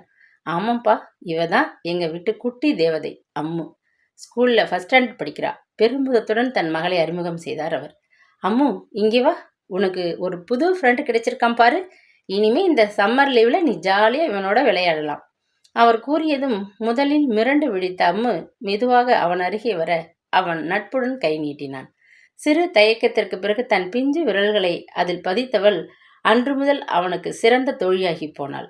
தாய் தந்தையை ஒரே நேரத்தில் எழுந்து வந்தவனுக்கு அவர்களுடைய பரிவும் பாசமும் பெரும் மருந்தார். ஒரு கூட்டு பறவையாய் அவர்களுடன் வசிக்க துவங்கியவனை தாய் தந்தை இருந்த சோகமே தாக்காமல் பாசமாய் மூவரும் அரவணைத்தார். அவர்கள் வீட்டிற்கு வந்து சேர்ந்த ஒரு வாரத்திலேயே அந்த குடும்பத்துடன் பெரிதும் ஒன்றி போனான் அவன். கோடை விடுமுறை அப்பொழுதுதான் ஆரம்பித்திருந்ததால் அம்முவுடன் சேர்ந்து புது புது விளையாட்டுகளை ரசனையுடன் கற்றுக்கொள்ள துவங்கியிருந்தான். ஓடுகள் வேயப்பட்டு சுற்றிலும் தூண்கள் தாழ்வாரங்கள் சூழ நடுவில் அழகிய முற்றத்துடன் வித்தியாசமான அமைப்பில் இருந்த அந்த வீடு அவனுள் ஆழ பதிந்தது உண்மை. இன்றும் இளமையில் தான் அங்கு வாழ்ந்த நாட்கள் சொற்பமாகவே இருந்தாலும் அந்த தருணங்கள் இன்றும் அவனுக்கு ஒரு ஸ்வரத்தாலாட்டாயிருந்தது. கம்பிகள் இடப்பட்டு மேற்கூரை வேய்ந்திருந்தாலும் சூரியனின் வெள்ளிக் கதிர்களையும் நிலவின் தங்கச்சாரலையும் அமிர்தமாய் பொழிகின்ற மழையையும் வீட்டிற்குள்ளே அழைத்து வந்து ரம்யமாய் அறிமுகப்படுத்துகின்ற பரந்த முற்றமும் இன்றும் ஒரு பொக்கிஷமாய் ஞாபக அடுக்குகளில் நீங்கா தடம் பதிந்திருக்கிறது. அம்முவுடன் சேர்ந்து பாண்டி, கல்லங்காய், கண்ணாமூச்சி, பம்பரம், பரமபதம், பல்லாங்குழி என்று விளையாடிய புது புது விளையாட்டுக்கள் இன்று நினைத்தாலும் நெஞ்சில் வருடுகின்றன. பௌர்ணமி நாட்களில் 4 பேரும் மொட்டை மாடிக்கு சென்று ஜமுக்காலத்தில் அமர்ந்து வான் நட்சத்திரங்களை எண்ணியபடி தேவி பக்குவமாய் உருட்டி தந்த உருண்டைகளை உள்ளங்கையில் ஏந்தி ரசித்து ருசித்தது பொற்காலமாய் இருந்தது. டெல்லியில் கூட இந்த சோகங்களை அவன் அனுபவித்ததில்லை. ஒரு நாள் தோட்டத்தில் இருவரையும் அழைத்து அவர்கள் உதவியுடன் கூட்டாஞ்சோற்றாக சர்க்கரை பொங்கல் சமைத்து தேவி அளித்தது இன்றும் தேவாமிர்தமாய் நாவில் நிற்கிறது. ஒரு மகன் இல்லாத குறையை அவனை அழைத்துச் சென்று அனைவரிடம் காட்டி போக்கிக் கொண்ட நடேசனின் அன்பையும் அவனால் இன்று வரை மறக்கவே முடியவில்லை. பதநீர், பனங்கிழங்கு, நுங்கு, இளநீர், வெள்ளரிப்பழம், சோளம் என்று இருவரும் பாசமாய் பகிர்ந்து உண்டதும் இன்று கனா காலமாயிருந்தது. ஒரு மழை நாளில் அந்த முற்றத்தில் இருவரும் காகித கப்பல்களை விட அன்றுதான் தன் மழை குரலில் அவனிடம் அந்த கேள்வியை கேட்டாள் அம்மு. பாபு, இது மாதிரி ஒரு நாள் நிஜ கப்பல்ல என்ன அழைச்சிட்டு போவியா? மழலையில் வெகுளித்தனமாக அவள் கேட்ட கேள்விக்கு ஆழ் மனதில் பொங்கி வந்த பிரியத்துடன், நிச்சயமா அம்மு, நான் பெரியவனானதும் உன்னை கட்டாயம் அழைச்சிட்டு போவேன் என்று கூறியது இன்றும் மறக்க முடியாத மந்திர சொற்களாய் ஞாபகம் வந்தது. ஒரு முறை வெற்றிலை பாக்கை இடித்து பக்கத்து விட்டு பாட்டி கொடுக்க, மாடு முட்டும், நீயும் சாப்பிடாதே பாபு என்று அவனை அழைத்து கொண்டு அவள் ஓடியதும் அவனுடைய ஒரு பல் விழுந்துவிட இருவருமாக சேர்ந்து அதை வெளியில் காண்பிக்காமல் சிறு குழியிட்டு புதைத்ததும், கோட்டான் கத்துது, தூங்குங்க. தேவியின் குரலுக்கு பயந்து தூங்குவது போல் இருவரும் பவுலா செய்ய போர்வை இடுக்கிலிருந்து ஒற்றை கண் சிமிட்டி அவள் சிரித்ததும் அந்த ஊரில் இருந்த ஒரே டென்ட் தியேட்டரில் மணலை குவித்து அமர்ந்து முறுக்கு, கடலை உருண்டை சகிதமாக குடும்பத்துடன் பழைய சினிமா பார்த்த ஞாபகமும் இன்று எண்ணினாலும் திகட்டாத சொர்க்க நாட்கள். அன்று அந்த ஊரில் ஏசி இல்லை, கார் இல்லை, ஷவர் இல்லை. ஆனால் விண்ணை முட்டும் உற்சாகமும் கவலையில்லா நாட்களுமாய் கழிந்தன. அந்த கூடத்தில் இருக்கும் மூஞ்சலில் அவனும் அம்முவுமாக சேர்ந்து மகிழ்ந்து ஆடியதும், விடுமுறை முடிந்ததும் அருகில் இருக்கும் பள்ளிக்கு அவளுடன் சென்று தனியாக அமர்ந்து படித்ததும் இன்று நடந்தது போல். பிறகு தனியாக ஒரு ஆசிரியரை வீட்டுக்கே வரவழைத்து அவனுக்கு 6ஆம் வகுப்பு பாடத்தை பிரைவேட்டாக படிக்க ஏற்பாடு செய்தார் நடேசன். 6 மாதங்கள் சொர்க்கத்தை அறிமுகப்படுத்தி பழைய நினைவுகளை கனவாய் மறக்கச் செய்து தென்றலாய் விரைந்தன. அப்போதுதான் ஒரு ஞாயிறன்று நடேசனின் ரைஸ் மில்லில் இருக்கும் பெரிய தண்ணீர் தொட்டியில் நீர் நிரப்பி இருவரும் ஆட்டம் போட ஆரம்பித்தனர். அவர்கள் உள்ளே இருப்பதை அறியாமல் யாரோ மீண்டும் மோட்டார் போட்டு விட்டு செல்ல, அதை அறியாமல் நீரில் துழாவி திளைத்துக் கொண்டிருந்தான் அவன். அதே நேரம் தொட்டியில் இருக்கும் படிகளில் அமர்ந்திருந்த அம்முவுக்கோ ஏதோ ஒரு வித்தியாசம் தெரிய திடுக்கிட்டு நிமிர்ந்தாள். அதற்குள் நீரின் அளவு அதிகரிக்க நீருக்குள் மூழ்க ஆரம்பித்தான் பாபு. உடனே கத்தி சுத்தி இருந்தவர்களை அழைத்து வந்தவள் பாய்ந்து அவன் தலைமுடியை பற்றி இழுத்து படியில் போட மற்றவர்கள் ஓடி வந்து முதல் உதவி செய்து அவனை காப்பாற்றினர். அவன் கண் விழித்ததுமே முதலில் கண்டது அழுது அழுது சிவந்திருந்த அம்முவின் முகத்தைத்தான். உடனே எழுந்து அமர்ந்தவனிடம், என்னை விட்டுட்டு எங்கேயும் போயிடாதே பாபு, நான் பயந்துட்டேன், விசும்ப ஆரம்பித்தாள் அவள். நான் போக மாட்டேன், நீயும் என் கூட கடைசி வரைக்கும் இருக்கணும், இருப்பியா? அழுத்தமான குரலில் அவன் கேட்க கைப்பிடித்து அவள் சரி என்றது. மற்றவர்களுக்கு எப்படியோ அவனுக்குள் பெரும் பாதிப்பை ஏற்படுத்த அந்த கணமே அவனுக்குள் நீங்காமல் நிறைந்து ஒரு தேவதையாகி போனாள் அம்மு. அன்றிலிருந்து இன்று வரை அவனால் அம்முவை மறக்கவே முடியவில்லை. அவளுடைய சாயல் சதாவிடம் சிறிது தெரிவதைப் போல் தோன்றியதாலேயேதான் திருமணத்திற்கு ஒத்துக்கொண்டானே தவிர இன்று கூட ஒரு சந்தேகம் எழுவதாய் மனம் மீண்டும் பழைய கூட்டிற்குள் தாவியது. அவனுடைய வாழ்க்கை வசந்தத்தை சுமந்து ரம்மியமாய் சென்று கொண்டிருந்தது. அப்போதுதான் ஒரு நாள் அவனுடைய கனவுகளை கலைக்கவென்று போலீசுடன் வந்து சேர்ந்தார் அவனுடைய தந்தையின் பார்ட்னரான கிஷோர். அவனை கண்டதும் அவர் உற்சாகத்துடன் கட்டி பிடித்து முத்தமிட அவனுக்குத்தான் உள்ளே முணுக்கென்று சிறு வலி. பிறகு பெரியவர்கள் கூடி முடிவு செய்ததில் பாபு கிஷோருடன் டெல்லிக்கு செல்வதென்று ஏற்பாடாயிற்று. பாபு தான் எதையோ எழுந்தது போல் துடித்து போனான். அதைவிட நடேசனும் தேவியும் பித்து பிடித்தது போல் ஆயினர். அம்முவோ அவன் பிரிந்து செல்ல போவதை ஜீரணிக்க முடியாமல் அழுது அழுது உடைந்து போயிருந்தாள். அவளுக்கு காய்ச்சலே வந்துவிட்டது. அவன் அந்த வீட்டை விட்டு கிளம்பும் நாளும் வந்தது. கிஷோருடன் காரில் ஏறியவன் திரும்பவும் இறங்கி ஓடி வந்து அம்முவை கட்டி கொண்டு அழ வெகுவாய் சமாதானம் செய்த பிறகுதான் கிஷோர் அவனை டெல்லிக்கு அழைத்து சென்றார். செந்திலின் நண்பர் என்றதாலும் போலீஸ் வந்ததாலும் நடேசனால் மறுக்கவும் முடியவில்லை. ஆனால் அங்கு சென்ற பிறகுதான் அவனுக்கும் புரிந்தது. கிஷோரின் குடும்பம் அவனை ஒரு வேலைக்காரனை போல் நடத்த ஆரம்பித்தனர். படிப்பும் நிறுத்தப்பட்டிருக்க 3 மாதங்கள் கழித்து சொத்துக்களை விற்று எடுத்துக்கொண்டவுடன் ஒரு கருணை இல்லத்தில் அவன் சேர்க்கப்பட்டான். படிப்பு செலவை மட்டும் கார்டியனாக கிஷோர் ஏற்க ஒரு கான்வென்ட்டில் பயில ஆரம்பித்தான். 1 வருடம் வீணாகி இருந்தாலும் நல்ல புத்திசாலி என்பதால் எல்லா பாடங்களிலும் முதல் மதிப்பெண்கள் எடுத்து தேறினான். அப்பொழுதுதான் அங்கு உடன் பயின்ற பிரபுராஜ் அவனுக்கு நெருங்கிய தோழனானான். அவன் படிப்பில் வெகு சுமார் என்பதால் பாபுவே அவனுக்கு பாடங்களை சொல்லித்தர ஆரம்பித்தான். அந்த வருடம் அரை பரீட்சையில் பிரபு அதிக மதிப்பெண்கள் எடுத்து தேறியிருக்க அந்த வருட இறுதியில் கம்பைன் ஸ்டடி என்று பாபுவும் பிரபுவின் வீட்டிற்கு செல்ல ஆரம்பித்தான். விடுமுறையிலும் இருவரும் சேர்ந்து பொழுதை கழிக்க அடுத்த வருட ஆரம்பத்தில் பிரபு தன் பெற்றோரிடம் ஒரு கோரிக்கை வைத்தான். அப்பா, பிருத்வியும் நம்மோடயே இருக்கட்டுமே, அவனை நாமளே படிக்க வைக்கலாமே, நம்ம வீட்டிலேயே இருந்தா அவன் எனக்கு பாடமெல்லாம் நல்லா சொல்லித் தருவான் இல்லையா? ஆர்வத்துடன் கேட்டான். பாபுவை பள்ளியில் அழைக்கும் பெயர் பிருத்திவிராஜ் என்பதால் நண்பர்களுக்கு பிருத்வி என்றால் தான் தெரியும். அதனால் எல்லோருக்குமே பிருத்வி ஆகி போனான். பிறகு பரணியும் புஷ்பாவுமாக கலந்து பேசி ஒரு நல்ல முடிவாய் எடுத்து பிருத்வியை தங்கள் வீட்டிலேயே வளர்க்க ஆரம்பித்தனர். அன்றிலிருந்து நட்புக்கு இலக்கணமாய் பிரபுவும் பிருத்திவியும் சீரும் சிறப்புமாய் வளர்ந்தனர். ஆனால் பிருத்வியால் மட்டும் தன் பிஞ்சு மனதில் பதிந்த அம்முவை மறக்க முடியவில்லை. 2 வருடங்கள் கழித்து பரணிதரனுக்கு சென்னைக்கு மாற்றலாகிவிட்டது. எல்லா படிப்பையும் மெரிட்டிலும் ஸ்காலர்ஷிப்லுமே பிருத்திவி முடித்தான். வெளிநாட்டு படிப்பும் அப்படியே அமைந்தது. அப்போதும் மாறா நேசத்துடன் அவன் இதயத்தில் புத்தகத்தின் நடுவே ஒளித்து வைத்திருந்த மயில் இறகாய் நீங்காதிருந்தாள் அந்த தேவதை. அதனால் அமெரிக்காவுக்கு MBA படிக்க செல்வதற்கு முன்பு சிறுமலை பகுதிக்கு சென்று நடேசன் குடும்பத்தாரையும் அம்முவையும் பிருத்வி ஆவலுடன் தேடினான். ஆனால் ரைஸ் மில் எப்பொழுதோ விற்கப்பட்டிருக்க அவர்களுடைய வீட்டையும் வேறு யாரோ வாங்கி குடியிருந்தனர். அவர்களுக்கும் பழைய ஓனரை பற்றி எந்த விவரமும் தெரியவில்லை. சோர்ந்து போய் திரும்பியவனுக்குள் சிறு நம்பிக்கை சுடராய் அம்முவின் நினைவுகள். என்றாவது ஒரு நாள் அவளையே கைப்பிடிப்போம் என்று உதிராத நம்பிக்கை. இன்று கடவுளின் தீர்ப்போ என்னவோ. பிரபுவே தங்கள் தாய் தந்தைக்கு அழைத்துச் சென்றது போல் அவர்களின் தத்து பிள்ளையாய் பிருத்வி இருக்கிறாள்.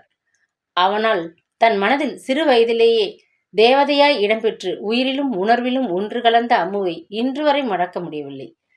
மொட்டை மாடி பௌர்ணமி நிலவுகள், எங்கோ ஒலிக்கும் ஒற்றை குயிலோசை, இன்று தொலைக்காட்சிகளில் மட்டும் காண முடிகிற சிறு வயது விளையாட்டுக்கள், எப்போதோ அபூர்வமாய் கண்களில் தென்படுகின்ற ஊஞ்சல், மழைநீர் தேக்கி பாமர சிறுவர்கள் விளையாடுகிற காகித கப்பல், இப்படி எல்லாமே தன் உயிரை காப்பாற்றிய அந்த குட்டி தேவதையின் நினைவுகள் அவனுக்குள் ஆழமாய் பதிந்து விட்டதை இன்றும் பறைசாற்றிக் கொண்டுதான் இருக்கின்றன. சுக வரிகளாய் அவள் முகவரியே நெஞ்சம் முழுவதும். ஆனால் தங்கள் மகனுடைய இழப்பையும் மீறி சதா தங்களுக்கு மருமகளாக வரவேண்டும் என்ற உயர்ந்த உள்ளங்களின் கோரிக்கையை அவனால் மறுக்கவும் முடியவில்லை. அவளுடைய ஞாபகங்கள் மட்டும் ஆலமர வேர்களாய் நெஞ்சமெங்கும் பரவியிருந்தன. கடன் பட்டு இன்று இருதலைக்குள் எறும்பாய் அவன். பழைய ஞாபகங்கள் இறை தேடி முடித்து கூடு திரும்பிய பறவையாய் நிகழ்காலத்திற்குள் புகுந்தன.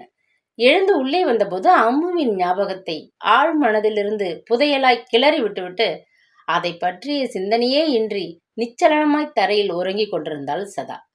சிறு வெறுப்பும் சீற்றமுமாய் படுத்துக் கொண்டான் அவன். ஏனோ சதாவின் மேல் கோபம் அதிகரித்து கொண்டே போனது. அவள் மட்டும் தன் வாழ்வில் வரவில்லை என்றால் அமெரிக்காவிலிருந்து வந்ததும் ஒரு டிடெக்டிவ் ஏஜென்சி மூலமாக எப்படியாவது தேடி அம்முவை கண்டுபிடித்திருப்பான். அந்த தேவதையை கண்ணுக்குள் வைத்து பூஜித்திருப்பான். இன்று வளர்ப்பு பெற்றோர் அமைத்துக் கொடுத்த வாழ்க்கையிலும் ஒன்ற முடியாமல் அம்முவை தன் மனதில் இருந்து நீக்கவும் முடியாமல் தவித்துக் கொண்டிருக்கிறான். அந்த நேரம் மனதில் தாபத்துடன் ஒரு வினா ஜனித்தது. என் தேவதையே, என் பெண்மையே, எங்கிருக்கிறாய்? என் குரல் காதில் விழாத தூரத்திலா? என்னை ஞாபகம் வைத்திருக்கிறாயா? உன் நினைவில் அக்னி திவாலையை விழுங்கியது போல் உடல் முழுவதும் அனலாய் தகிக்க தவித்து நான் நிற்பது தெரியுமா உனக்கு? திடீரென்று ஏதோ புரியாத சப்தம். சட்டென்று கனவு கலைந்து நினைவு சிதைவு ஏற்பட்டு நிமிர்ந்தால் சதாதான் விக்கலை நிறுத்த தண்ணீரை எடுத்து அருந்தி கொண்டிருந்தாள். குரோதமும் சினமுமாக திரும்பி படுத்து உறக்கத்தை யாசிக்க ஆரம்பித்தான் அவன். மறுநாள் அவனை அழைத்த பரணி டைல்ஸ் தயாரிப்பில் புதிதாக ஒரு யுக்தியை கூறினார். அன்றிரவு அவன் உறங்கப் போகும் முன்பு அவனை அழைத்தவர், பிருத்வி, டைல்ஸ்ல புது புது டிசைன்ஸ் அறிமுகப்படுத்திட்டே இருந்தாதான் மார்க்கெட்ல நிலைச்சி இருக்க முடியும். பூஜை ரூமுக்கு ஏத்த மாதிரி கடவுள் உருவங்கள், படுக்கை அறைக்கு ஏத்த மாதிரி பூக்கள், சமையல் அறைக்கு ஏத்த மாதிரி பழம், காய்கறிகள்னு இதுவரைக்கும் டிசைன் செஞ்சோம். இப்போ புது ஐடியா ஒன்று தோணி இருக்கு. வரவேற்பறையில சோபா போடுறதுக்கு நடுவில் இருக்கிற இடத்துல உண்மையான கார்பெட் மாதிரி பலவிதமான அளவுகளில் வர்ற மாதிரி கலர் கலரான டிசைன்ல டைல்ஸ் தயார் செஞ்சோம்னா புதுமையா இருக்கும் இல்லையா? ஆர்வத்துடன் கேட்டார். சட்டென்று அவன் முகத்தில் ஒரு சுடர் தெரிவது போல், தேங்க்யூப்பா, முயற்சி பண்ணலாம், நல்ல ஐடியா தான், உற்சாகத்துடன் பாராட்டினான். மறுநாளே அதற்கான டிசைன்கள் போடப்பட்டு மாடல்கள் தயாராக ஆரம்பித்தன. அந்த வார இறுதியில் தனபாலின் தாய் ஜெயாவிடமிருந்து ஒரு விபரீத செய்தியை தாங்கி ஒரு ஃபோன் வந்தது. விவரம் அறிந்து துடித்து போனவன் உடனே அலுவலகத்திலிருந்து கிளம்பி மருத்துவமனைக்கு சென்றான். அங்கு அதிகமான மன உளைச்சலால் தூக்க மாத்திரைகளில் விழுங்கி தற்கொலைக்கு முயன்று மீண்டிருந்தான் தனபால். பிருத்திவிக்கோ உடலும் உள்ளமும் பதறி போனது. ஐசியூவிற்கு வெளியே கண்ணீருடன் நின்றிருந்த ஜெயா அவனை கண்டதும் வாய் பொத்தி விம்ம ஆரம்பித்தார். என்னாச்சுமா, ஏன் இப்படி செஞ்சா? பதட்டத்துடன் வினவிய பிருத்திவியிடம் நேற்று நடந்த விபரங்களை நடுக்கத்துடன் கூற ஆரம்பித்தார் அவர். நேத்து பவானி வீட்டுக்கு வர்றதுக்கு எப்பவும் போல லேட்டாச்சுப்பா. வரும்போதே வித்தியாசமா தான் இருந்தா. அப்புறம் தான் தெரிஞ்சது அவ குடிச்சிட்டு வந்திருக்கிற விஷயம். உடனே தனபால் கத்த ஆரம்பிச்சான். 2 பேருக்கும் வாய் தகராறு முத்தி ரசபாசமாயிடுச்சு. அப்பதான் மேலே பேச முடியாமல் அவர் தடுமாற, சொல்லுங்கம்மா, அப்புறம் என்னாச்சு? தவிப்புடன் கேட்டான் அவன். அப்பதான் அவ தான் வேற ஒருத்தனை விரும்புறதாகவும் பெரிய பணக்காரனும் அவன் கூட தான் இவ்வளவு நேரம் ஈசிஆர் ரோட்ல இருக்கிற ரிசர்ட்ல தங்கிட்டு வந்ததாகவும் ஆபீஸ்க்கே போகலன்னு ஒரு இடிய தூக்கி போட்டா. நான் அப்படியே மரத்து போய் மயங்கி சரிஞ்சு உட்கார்ந்துட்டேன். ரொம்ப நேரத்துக்கு என்ன நடந்ததுன்னு எனக்கு நினைவில்லை. திடீர்னு சுய நினைவு வந்து கண்முழிச்சு பார்த்தா என் பக்கத்துல வித்தியாசமா கையை பரப்பி நினைவில்லாம கிடந்தான்பா தனபால். பதறி போய் எழுந்து பார்த்தேன். அவன் பக்கத்துல என்னோட தூக்க மாத்திரை பாட்டில் காலியா இருந்தது. உடனே பக்கத்து வீட்டுக்காரரை எழுப்பி இங்கே கொண்டு வந்து அட்மிட் பண்ணினோம். இப்ப பவானி எங்கே? மிருகமாய் உருமினான் பிருத்வி. தெரியலப்பா. நான் கண்ணு முழிச்சப்ப அவ வீட்டுல இல்ல. ஒருவேளை அவங்க அப்பா வீட்டுக்கு போயிருக்காளோ என்னவோ. சரிம்மா, நான் பாத்துக்கிறேன். நீங்க தைரியமா இருங்க. அவனை பார்த்துட்டு வரேன். ஐசியூவிற்குள் சென்று தனபாலை பார்த்தபோது நினைவு திரும்பி இருக்க தாங்க முடியாமல் அழ ஆரம்பித்தான் அவன். அவனை சமாதானப்படுத்திவிட்டு வெளியே வந்தபோது வாழ்க்கையே சூனியமாகி போன ஒரு உணர்வு. பெண்கள் அனைவருமே மாய பிசாசுகளாய் உருக்கொண்டு மனதில் உலா வந்தனர். ஒரு வழியாக அவன் தேர ஆரம்பித்து வீட்டிற்கு வந்ததும் ஒரு நாள் அவனை பார்ப்பதற்கு புஷ்பாவையும் சதாவையும் அழைத்துச் சென்றான் பிருத்வி. புஷ்பா ஜெயாவிற்கு ஆறுதல் கூற இருவரும் தனபாலிடம் பேசிக் கொண்டிருந்தனர். சதாவின் மனம் அவனுக்காக உருகியது. அண்ணா, எந்த தோல்விக்கும் தற்கொலை ஒரு தீர்வு கிடையாதுண்ணா. ஒண்ணு அவங்கள திருத்தணும், இல்ல நாம மனசை மாத்திக்கணும். பவானி செஞ்சது மன்னிக்க முடியாத தப்புதான். ஆனா தப்பு செஞ்சவங்களே தைரியமா இந்த சமுதாயத்துல நடமாடுற போது நிரபராதியான நீங்க ஏன் தண்டனை அனுபவிக்கணும்? இதுக்கான தண்டனையை அவங்களுக்கு கொடுங்க. நீ பிரிஞ்சு போனதால நான் ஒன்னும் உடைஞ்சு போயிடல. முன்ன விட சந்தோஷமாக இருக்க அப்படின்னு வாழ்ந்து காமிங்க. முடிஞ்சா வேலையில் ஃபாரின் போற ஆஃபர் கிடைச்சா உடனே ஏத்துக்கோங்க. ஒரு சேஞ்ச் ஆயிருக்கும். அம்மாவை நாங்க எல்லாரும் பாத்துக்கிறோம். மத்தவங்க நம்ம நிராகரிக்கும் போது அவங்க புறக்கணிக்கவே முடியாதபடி வியந்து பார்க்கிற மாதிரி உயர்ந்து காட்டுங்க.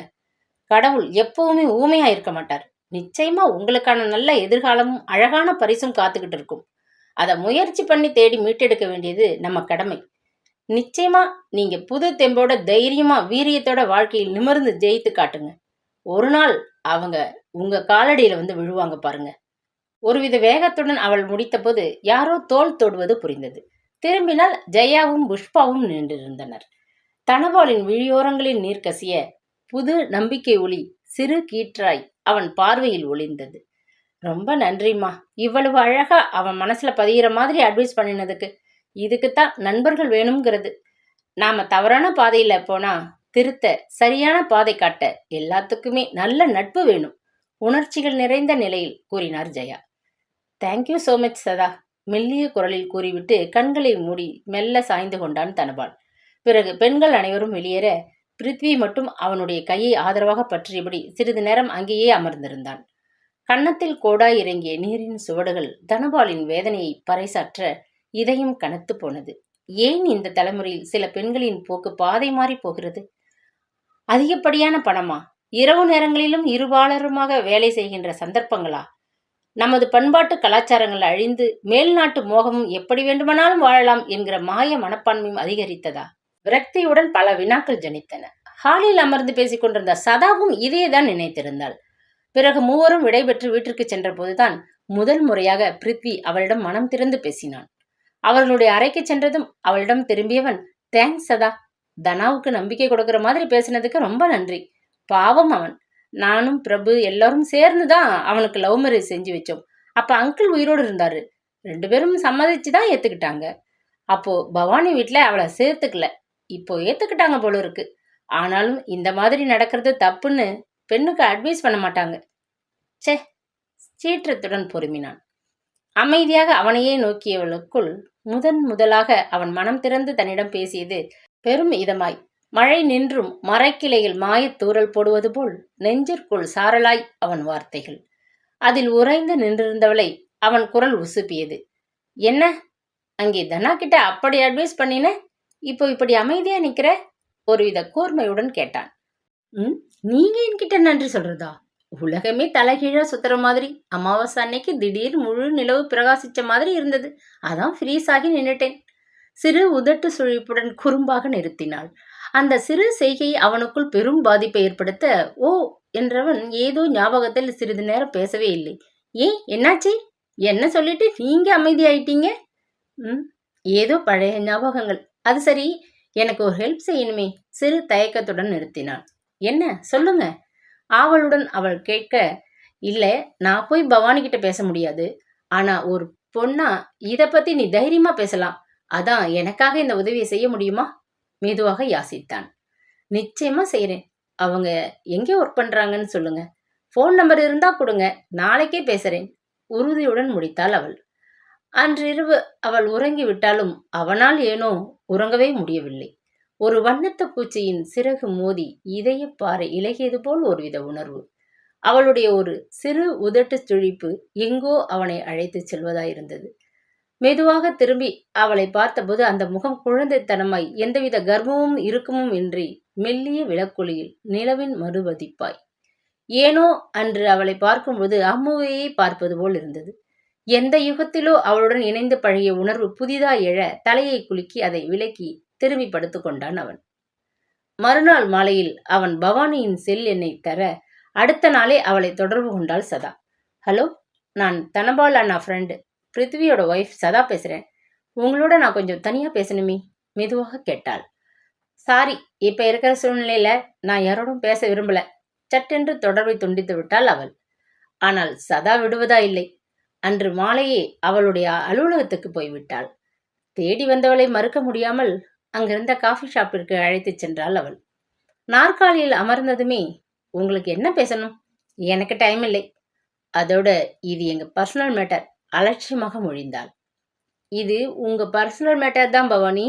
ஆனா அது வீட்டுக்குள்ள இருக்கிற வரைக்கும் தான்.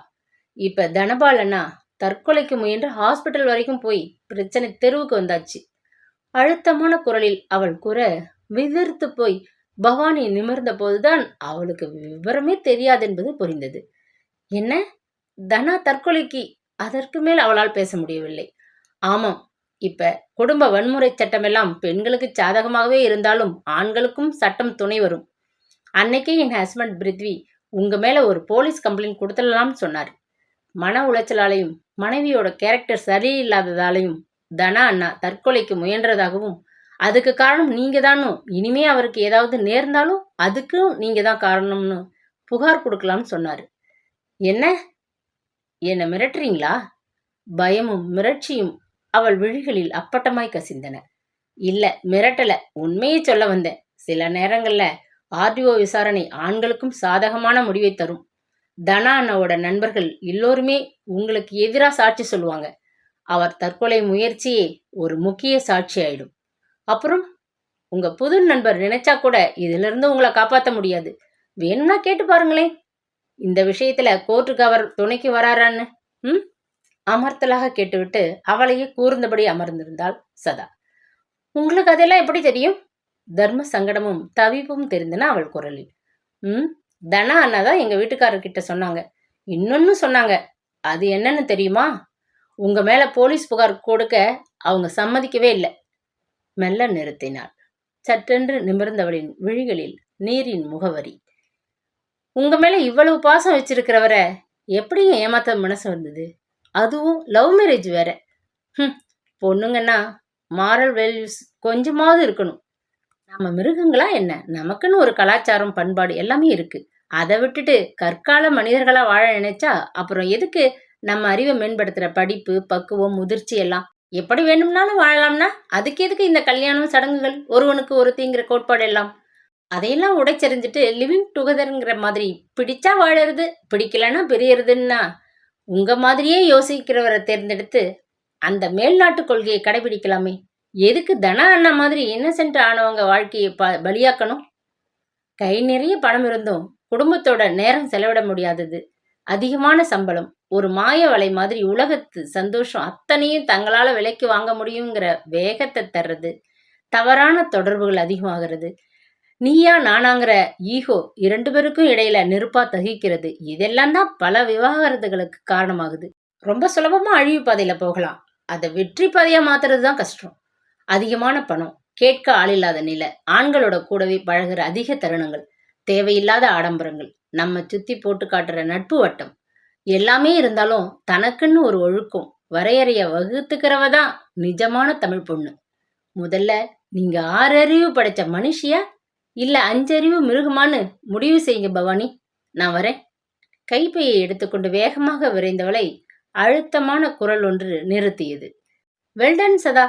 அவளுக்கு சரியான பாடம் சொல்லிக் கொடுத்த பிருத்விதான் அங்கு நின்றிருந்தான். நீங்க எப்படி இங்கே? அவள் குழப்பத்துடன் கேட்கும்போதே, நான் ஒரு வேலையா இந்த பக்கம் வந்தேன். அப்பதான் நீங்க 2 பேரும் இந்த காஃபி ஷாப்புக்குள்ள நுழையறத பார்த்தேன். உங்களுக்கு அடுத்த டேபிள்ல தான் நான் இருந்தேன். அந்த அரை இருட்டுல நீங்க கவனிக்கல. அவள் நீ ஹேண்டில் பண்ண விதம் சூப்பர். அவள் நிச்சயமா யோசிக்க ஆரம்பிச்சிருப்பா. உள்ளார்ந்த மகிழ்வுடன் கூறினான். அப்படி யோசிக்க ஆரம்பிச்சா அது தனா அண்ணாவுக்கு சாதகமான முடிவை கொடுக்கும். பார்ப்போம். மெல்லிய குரலில் கூறிவிட்டு அவள் நகர, வா நாம் 2 பேரும் எங்கேயாவது டிஃபன் சாப்பிட்டுட்டு போகலாம் என்று அழைத்து சென்றான் அவன். சாப்பிட்டு விட்டு திரும்பும் வழியெல்லாம் கடும் யோசனையில் இருந்தாள் அவள். வீட்டிற்கு சென்றதும் சதா பவானியை கார்னர் செய்ததை, சரியான பாடம் புகட்டியதை புஷ்பாவிடம் வியப்புடன் விவரிக்க ஆரம்பித்தான் பிருத்வி. எல்லாவற்றையும் அறையிலிருந்து கேட்டுக்கொண்டிருந்தவள் மெதுவாக எழுந்து தோட்டத்திற்கு சென்றாள். இரவு காற்றின் சீரல் தேகத்தை தழுவி முடிகளோடு சில்மிஷம் செய்ய ஆரம்பித்தது. உதிர்ந்து கிடந்த மரமல்லிகை பூக்களின் நறுமணத்தை சுமந்து கைவீசி வரவேற்றது தென்றல். வானில் நிலவு பெண் நட்சத்திர தோழர்களின் ஆதிக்கமின்றி கலங்களாய் தனித்திருந்தாள். திடீரென்று தூரத்தில் ஒளிர்ந்த ஒரு மின்னல் கீற்று எங்கோ மழை பெய்து கொண்டிருப்பதை மௌனமாய் அறிவித்தது. மனிதர்களின் வித்தியாசமான பரிணாமங்கள் சிறு கசப்பை ஏற்படுத்த தனக்குள்ளேயே பொங்கிய நினைவுகளுடன் உறைந்து நின்றிருந்தாள் அவள். அப்பா இந்நேரம் என்ன செய்து கொண்டிருப்பார்? இந்த ஞாயிறு எப்பொழுதும் போல் பேசி நலம் விசாரிக்க வேண்டும் என்று தோன்றியது. எவ்வளவுதான் புஷ்பாவும் பரணியும் அன்பை பொழிந்து அவளை தங்கமாக பார்த்து கொண்டாலும் எங்கோ மூலையில் சிறு வழி பிருத்திவியின் புறக்கணிப்பாள். எவ்வளவு கனவுகளை சுமந்து இந்த திருமண கூட்டிற்குள் அடியெடுத்து வைத்தாள். எல்லாமே முகமறியா ஒரு பெண்ணினால் சிதறி போனதே. முதலாக ஒரு ஆண் நேசத்துடன் அன்பாக உள்ளம் கவர் கல்வனாக இதயத்தில் பரிணாமம் கொண்டும் அந்த அன்பும் நேசமும் புரிந்து கொள்ளப்படாமலேயே புதையுண்டு கிடக்கிறதே. அவனை பற்றிய தேடல் ஒரு ஏக்கத்துடன் அவளை ஆக்கிரமித்தது. அந்த நொடி பின்புறம் முடித்த காலொடி யோசையால் நினைவுலகம் சிதைந்தது. மெதுவாக திரும்பினால் பிருத்திவிதான் வந்து கொண்டிருந்தான். அம்மா அப்பாவுக்கு ரொம்ப பெருமை. இப்படி ஒரு பொண்ணு மருமகளா வர இந்த வீடு கொடுத்து வச்சிருக்கணும். நாங்க அவங்களுக்கு உன்னை ரொம்ப பிடிச்சிருக்கு. நான் ரொம்ப அதிர்ஷ்டசாலியாம் மெல்லிய குரலில் கூறினான். சொல்ல வேண்டியவங்க சொல்லலையே, மத்தவங்க புரிஞ்சுக்கிட்டு என்ன பிரயோஜனம்? சட்டென்று வார்த்தைகள் வந்துவிட வேகமாக உள்ளே சென்று விட்டாள் அவள். ஆனால் அங்கேயே நின்றிருந்த பிருத்விக்கோ அவளுடைய நினைவுகள் பனிச்சிதறலாய் ஆக்கிரமிக்க தான் இதுபோல் எப்படி மாறினோம் என்பது புரியாத புதிராய் மனதில் பதிந்த நல் வைரமாய் இப்பொழுது அவள் விசுரூபம் எடுப்பது புரிந்து சிறு கோபம் கூட வந்தது. தோளில் உரிமையுடன் அமர்ந்த அழகு கோதி பறந்து செல்லும் வளர்ப்பு பறவையாய் அவள் ஞாபகங்கள். வெகுநேரம் கழித்து அவன் உள்ளே சென்றபோது அந்த வாரத்தில் ஒரு நாள் புது ப்ராஜெக்டில் அவன் பிஸியாக இருந்தபோது அவனுடைய பர்சனல் செல் ஒலித்தது. எடுத்தால் தனபால் தான் அழைத்திருந்தான். ஹலோ தனா, எப்படி இருக்க? சாரிடா, உன்னை அப்புறம் காண்டாக்ட் பண்ணவே முடியல, கொஞ்சம் பிஸி, அதான். பரவாயில்லடா பிருத்வி, நான் நார்மல் ஆயிட்டேன். நேற்றுலேருந்து வேலைக்கும் போக ஆரம்பிச்சிட்டேன். குட், எதுக்கும் கவலைப்படாதுடா. அப்படி பவானி ஒத்து வரலன்னா அவள் விரும்பினா டைவர்ஸுக்கு சரின்னுடு ஆதரவாக கூறினான். பிருத்வி, நானும் அது விஷயமா தான் உன்னை கூப்பிட்டேன். இன்னைக்கு காலையில் பவானி என்னை தேடி வந்திருந்தா. ஓ, என்ன வேணுமா அவளுக்கு? அலட்சியமாக கேட்டான் பிருத்வி. இல்லை, நான் திருந்துட்டு தான் சொல்கிறா. நான் திரும்பவும் ஏத்துக்கிறதா இருந்தா வேலையை கூட விட்டுடுறேங்கிறா. எனக்கு என்ன செய்யறதுனே புரியலடா. என்ன திடீர் ஞானோதயம்? அவ உண்மையைத்தான் சொல்றாளான்னு சரியா தெரிஞ்சுக்கதனா. திரும்பவும் நீ ஏமாறக்கூடாது. இப்பதான் நீ நார்மலுக்கு வந்திருக்க, அடிக்குரலில் எச்சரித்தான். அதான் உன்கிட்ட யோசனை கேட்டேன் பிருத்வி. உன் ஒய்ஃப் கூட தனியா தன்னோட பேசினதா சொன்னா. அப்புறம் நிறைய யோசிச்சு பார்த்தாலாம். அவங்க அம்மா அப்பாவும் என் கூட வாழறதுதான் சரின்னு பிடிவாதமா சொல்லிட்டாங்களாம். இப்பதான் புத்தி வந்திருக்குன்னு நினைக்கிறேன். இன்னைக்கு அம்மாவோட பேசிட்டு ஒரு முடிவு எடுக்கலாம்னு இருக்கேன்டா. சரிதானா? ஆனா நல்லா யோசிச்சு ஒரு சரியான முடிவா எடு. அதுதான் உன் குடும்பத்துக்கும் எதிர்காலத்துக்கும் நல்லது. பாய்டா பிருத்வி. சதா கிட்ட நான் ரொம்ப தேங்க்ஸ் சொன்னேன்னு சொல்லு என்றபடி போனை வைத்தான். அன்று மாலை வீட்டிற்கு சென்றபோது எதிர்பாராத விருந்தாளியாய் பவானி வந்திருந்தாள். தனாவின் விஷயம் தெரியும் என்பதால் புஷ்பாவும் பரணியும் அவளை வரவேற்று அமர வைத்துவிட்டு உள்ளே சென்றுவிட சதாதான் டிஃபன் காஃபி கொடுத்து உபசரித்தாள். சதா, நான் உங்ககிட்ட தனியா கொஞ்சம் பேசணும். வெளியே போகலாமா? மெதுவாக கேட்டாள். நானும் வரேன். 3 பேருமாவே போகலாம். இடையிட்டது பிருத்திவியின் குரல். நீங்க அவள் தயக்கத்துடன் எழும்போதே அவருக்கு எல்லாம் தெரியும் பவானி என்றாள் சதா. தர்ம சங்கடத்துடன் அவள் விழிக்க, கணவன் மனைவிக்குள்ள எந்த ஒளிவும் மறைவும் இருக்கக்கூடாதுங்கிறது எங்க பாலிசி. வேண்டுமென்றே அழுத்தமாக மொழிந்தான் பிருத்வி. அந்த வார்த்தைகள் அவளுக்குள் மாய பொன்மானாய். ஆனால் சட்டென்று அவனிடம் திரும்பிய சதாவின் பார்வையை எதிர்நோக்க தைரியமின்றி கார் சாவியை எடுத்துக்கொண்டு வாசலுக்கு சென்றான். கடற்கரைக்கு சென்று காரை நிறுத்தியவன், போய் பேசிட்டுருங்க, நான் ஏதாவது ஸ்நாக்ஸ் வாங்கிட்டு வரேன் என்றபடி விலகிச் சென்றான். அவன் இங்கிதத்துடன் அகன்றது பெரும் நிம்மதியை தர சதாவிடம் பேச ஆரம்பித்தாள் பவானி. நீங்க சொன்னதை நான் ரொம்ப யோசிச்சேன். என் பாய் ஃப்ரெண்ட் ராகுல் கிட்டையும் இதை பத்தி பேசினேன். அப்பதான் அவன் சுயரூபமே தெரிஞ்சது. எனக்காக வந்து பேசவோ என்னை ஏத்துக்கவோ அவன் தயாரா இல்லை. எந்தவித ரெஸ்பான்சிபிலிட்டியும் இல்லாம என்னை ஒரு போக பொருளாத்தான் அவன் நினைச்சிருக்கான்றது அன்னைக்கு தான் எனக்கு தெரிஞ்சது. தனக்கு கல்யாணமே ஆகலைன்னு என்கிட்ட சொன்னது கூட போய் தான் புரிஞ்சுக்கிட்டேன். இப்போ இதுதான் ஃபேஷன், கல்ச்சர் மாறிட்டு வருது. ஒருத்தனுக்கு ஒருத்தின்றதெல்லாம் 10ஆம் பசலித்தனம்னு அவன் சொன்னதை எப்படி நம்பினேன்? இப்படி இதுக்கு முன்னாடி எத்தனை பேர் அவன் வலையில விழுந்தாங்களோ தெரியல. உங்க அட்வைஸால சரியான நேரத்துல நான் தப்பிச்சுக்கிட்டேன்.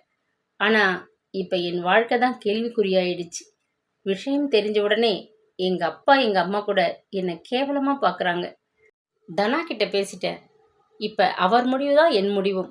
அவர் ஏத்துக்கிட்டா வேலையை விட்டுடலாம்னு இருக்கேன். இல்லைன்னா பிரிஞ்சு போய் ஏதாவது ஒரு உமன்ஸ் ஹாஸ்டல்ல இருக்க வேண்டியதுதான். கண்ணீருடன் முடித்தவளை பார்த்தாள் சதா பரிதாபமாய். ஏன் தங்கள் கைக்கு கிடைத்த அற்புதமான வாழ்க்கையையும் வசதி வாய்ப்பையும் சில பெண்கள் புரிந்து கொள்வதில்லை, பத்திரப்படுத்திக் கொள்ள தெரிவதில்லை? பல வினாக்கள் எழும்பின. என்ன சதா, பேச மாட்டேங்கிறீங்க? உங்களுக்கும் என்னை பார்த்தா விருப்பா இருக்கா? ஆதங்கத்துடன் கேட்டாள். இல்லை பவானி, பாவமா இருக்கு.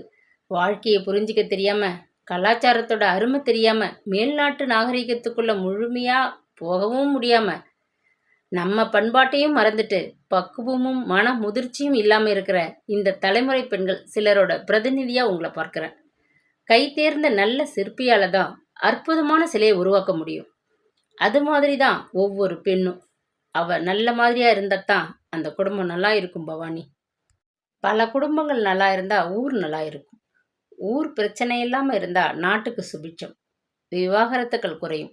அதற்குள் பிருத்வி சோளம், சுண்டல், பஜ்ஜி என்று ஸ்நாக்ஸுடன் வந்து அமர்ந்தான். ஏதோ ஒரு தயக்கம் சூழ இருவரும் மெதுவாக சாப்பிடத் துவங்கினர். சிறிது நேரத்திற்கு பிறகு, இவர் தனா அண்ணா கிட்ட பேசுவாரு, நீங்க கவலைப்படாதீங்க. எப்பவுமே திருந்தி வந்தவங்க தப்பே செய்யாதவங்களை விட உயர்ந்தவங்க. ஒரு குடும்பத்தோட ஆணிவேர் கணவனும் மனைவியும் தானே. சமூக பிரச்சனைன்றது தனி மனித வாழ்க்கையையும் குறிக்கும் தானே. திருந்துறது நல்ல மாற்றம். ஏன்னா திரும்பவும் அந்த தப்பை செய்ய பயப்படுவாங்க இல்லையா? சிறு முறுவலுடன் முடித்தாள் சதா. பிறகு சிறிது நேரம் கடல் அலைகளின் ஓசையும் அருகில் இருந்த ராட்டினத்தின் ஒளியும் மட்டுமே பெரிதாய் கேட்டன. பவானி வெகுவாக மாறியிருப்பதும் தெளிவான ஒரு முடிவுக்கு வந்திருப்பதும் அவள் முகத்திலேயே தெரிந்தது. தன் தவறுக்காக கூனி குறுகி கூசி நிற்பதும் புரிவதாய். ஆதரவுடன் அவளுடைய கையை பிடித்து அழுத்திய சதாவிற்கு பெரும் இதமாயிருந்தது. இவ்வளவு சீக்கிரம் அவள் மாறுவாள் என்று எதிர்பார்க்காததால் சிலீர் என்று ஒரு சிலிர்ப்பு உள்ளுக்குள் ஓடியது. ஒரு குடும்பம் இணைவது எவ்வளவு பெரிய விஷயம்! எதையோ சாதித்த ஒரு திருப்தி உணர்வு. பல குடும்பங்களின் கூட்டணிதானே ஒரு சமூகம். இப்படி பலர் திருந்தினால் அதுதான் உயர்வு. பிறகு சாப்பிட்டு முடித்ததுமே பவானியை அவளுடைய தாய் வீட்டில் விட்டுவிட்டு இருவரும் திரும்பினர். ரொம்ப சந்தோஷமா இருக்கு சதா. பவானி இந்த அளவுக்கு மாறினதுக்கு உன் பேச்சும் ஒரு காரணம்னு நான் நினைக்கிறேன். Thank you so much. தனா வாழ்க்கை இனியாவது சந்தோஷமா இருந்தா சரி. சிறு கூச்சத்துடன் வெல்கம் என்று மெதுவாக முணுமுணுத்தாள் சதா. இப்பெல்லாம் நான் உன்கிட்ட நிறைய நன்றி கடப்படுறேன் இல்ல?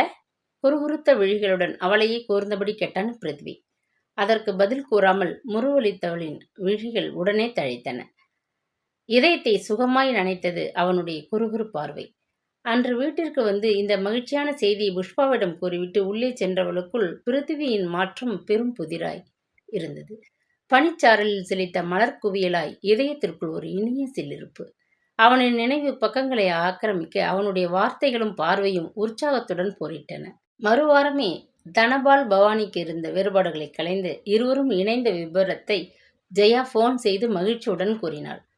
உலகத்தை வென்ற உற்சாகம் தெரிந்தது அவரிடம். அந்த வார கடைசியில் பிருத்வியின் குடும்பத்தை விருந்துக்கும் அழைத்தார். அந்த வாரத்தில்தான் கார்பெட் டிசைன்களின் பல்வேறு நிறங்களிலும் வடிவிலும் அளவுகளிலும் சாம்பிள் டைல்ஸ்கள் தயாராகி வந்தன. எல்லாமே மிகவும் அழகாக வந்திருக்க தந்தையிடம் காண்பிப்பதற்காக பிருத்வி சிலவற்றை வீட்டிற்கே எடுத்து வந்திருந்தான். ஹார்ட் அட்டாக் வந்த பிறகு அவர் அதிகமாக ஃபேக்டரிக்கு செல்வதில்லை. டெக்ஸ்டைல் ஷாப்புக்கு மட்டும் அடிக்கடி சென்று வருவதை பழக்கமாக்கி கொண்டிருந்தார்.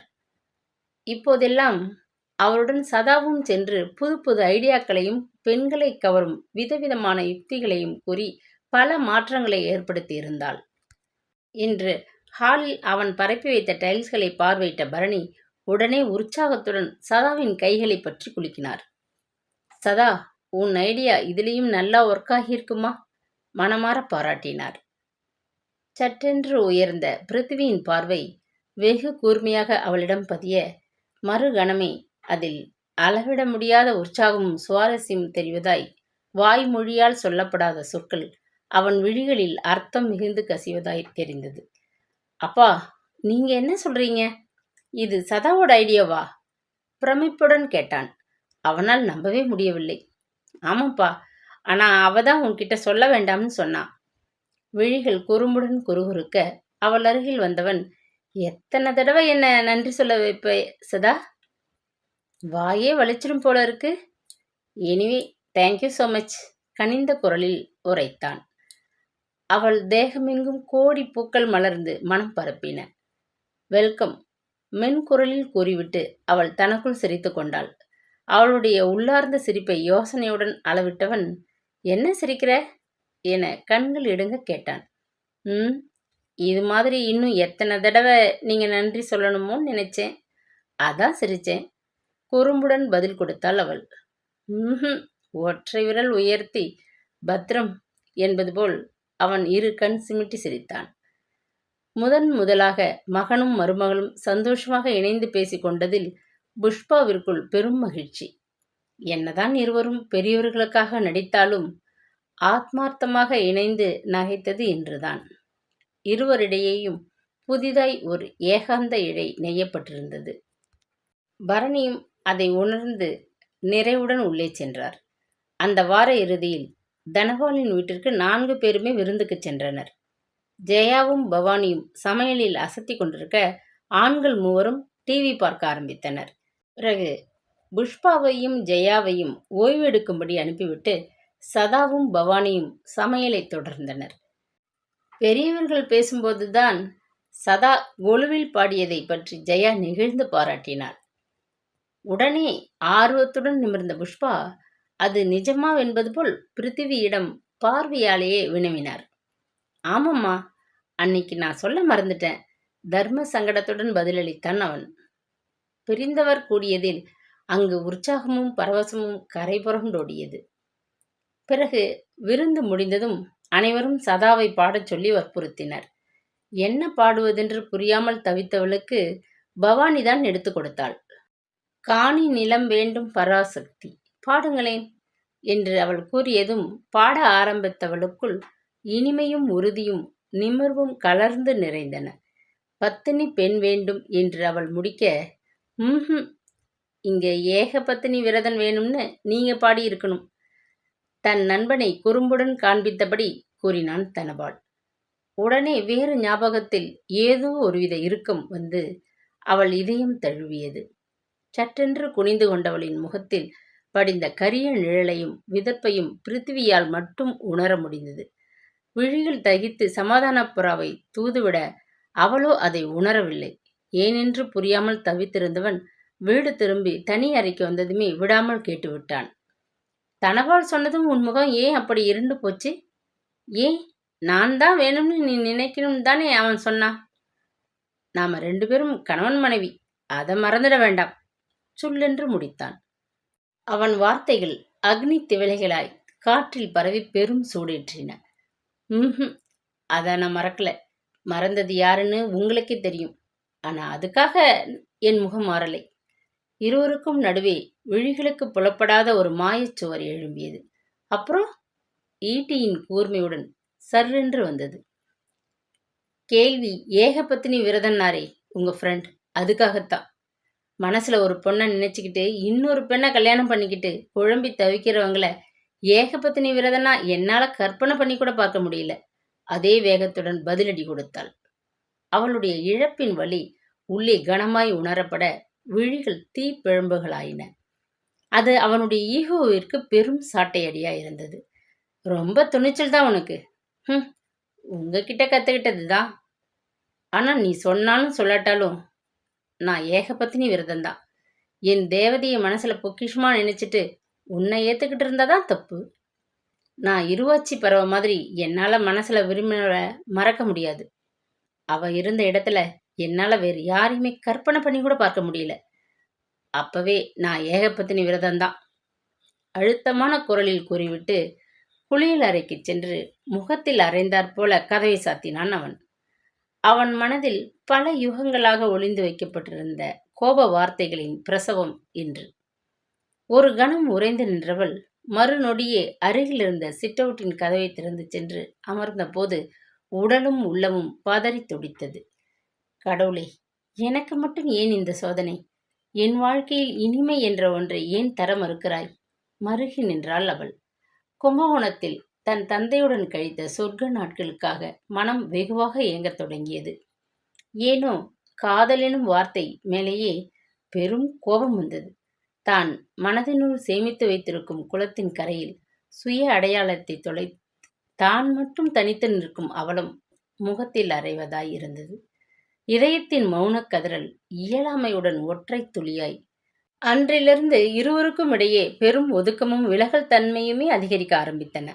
நாட்கள் மாதமாய் உருவெடுக்க பரணி டைல்ஸ் அவர்களுடைய ஃபேக்டரியின் புது தயாரிப்பான கார்பெட் டிசைன் டைல்ஸ் மார்க்கெட்டில் பெரும் வரவேற்பை பெறத் துவங்கியது.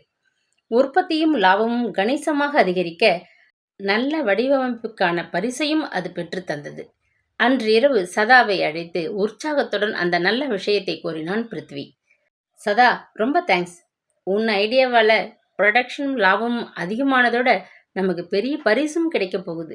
இன்னைக்கு தான் அது தெரிஞ்சுது. சாரி, ஏதேதோ டென்ஷன், அதான் உன் கூட இப்போ எல்லாம் சரியாகவே பேச முடியல. தயக்கமும் தவிப்புமாய் முடித்தான். பேசும்போதே வார்த்தைகள் அன்னிச்சையாய் சிக்கி தடைபற்றன. சிறு முறுவலுடன் திரும்பியவளுக்குள் அவன் கோபம் தீர்ந்த திருப்தி. அவள் பார்வை ரகசியமாய் அவனை திருட மனதிற்குள் ஒரு மல்யுத்தம். இடையே அதுவரை திரை விரித்திருந்த தடையும் ஊடலும் விலகிய நிம்மதியுடன் மெதுவாக வெல்கம் என்றாள். ஏன் இவ்வளவு டல்லா சொல்ற? நம்ம கம்பெனிக்கு நல்ல புகழ் வந்தா உனக்கு பெருமை இல்லையா? அவன் யோசனையுடன் கேட்டான். நான் அப்படி சொல்லலையே. இதை நீங்களா செஞ்சிருந்தா உங்களுக்கு பெருமையெல்லாம் சேர்ந்திருக்கும். எனக்கு நன்றி சொல்ல இவ்வளவு தயங்கி கஷ்டப்பட்டிருக்க வேண்டாம். சரி, நான் அதுக்காக தயங்கலை. உன்னை தேவையில்லாமல் நோகடிச்சு அன்னைக்கு கடுமையாக பேசிட்டேன். அதான் கஷ்டமாக இருந்தது.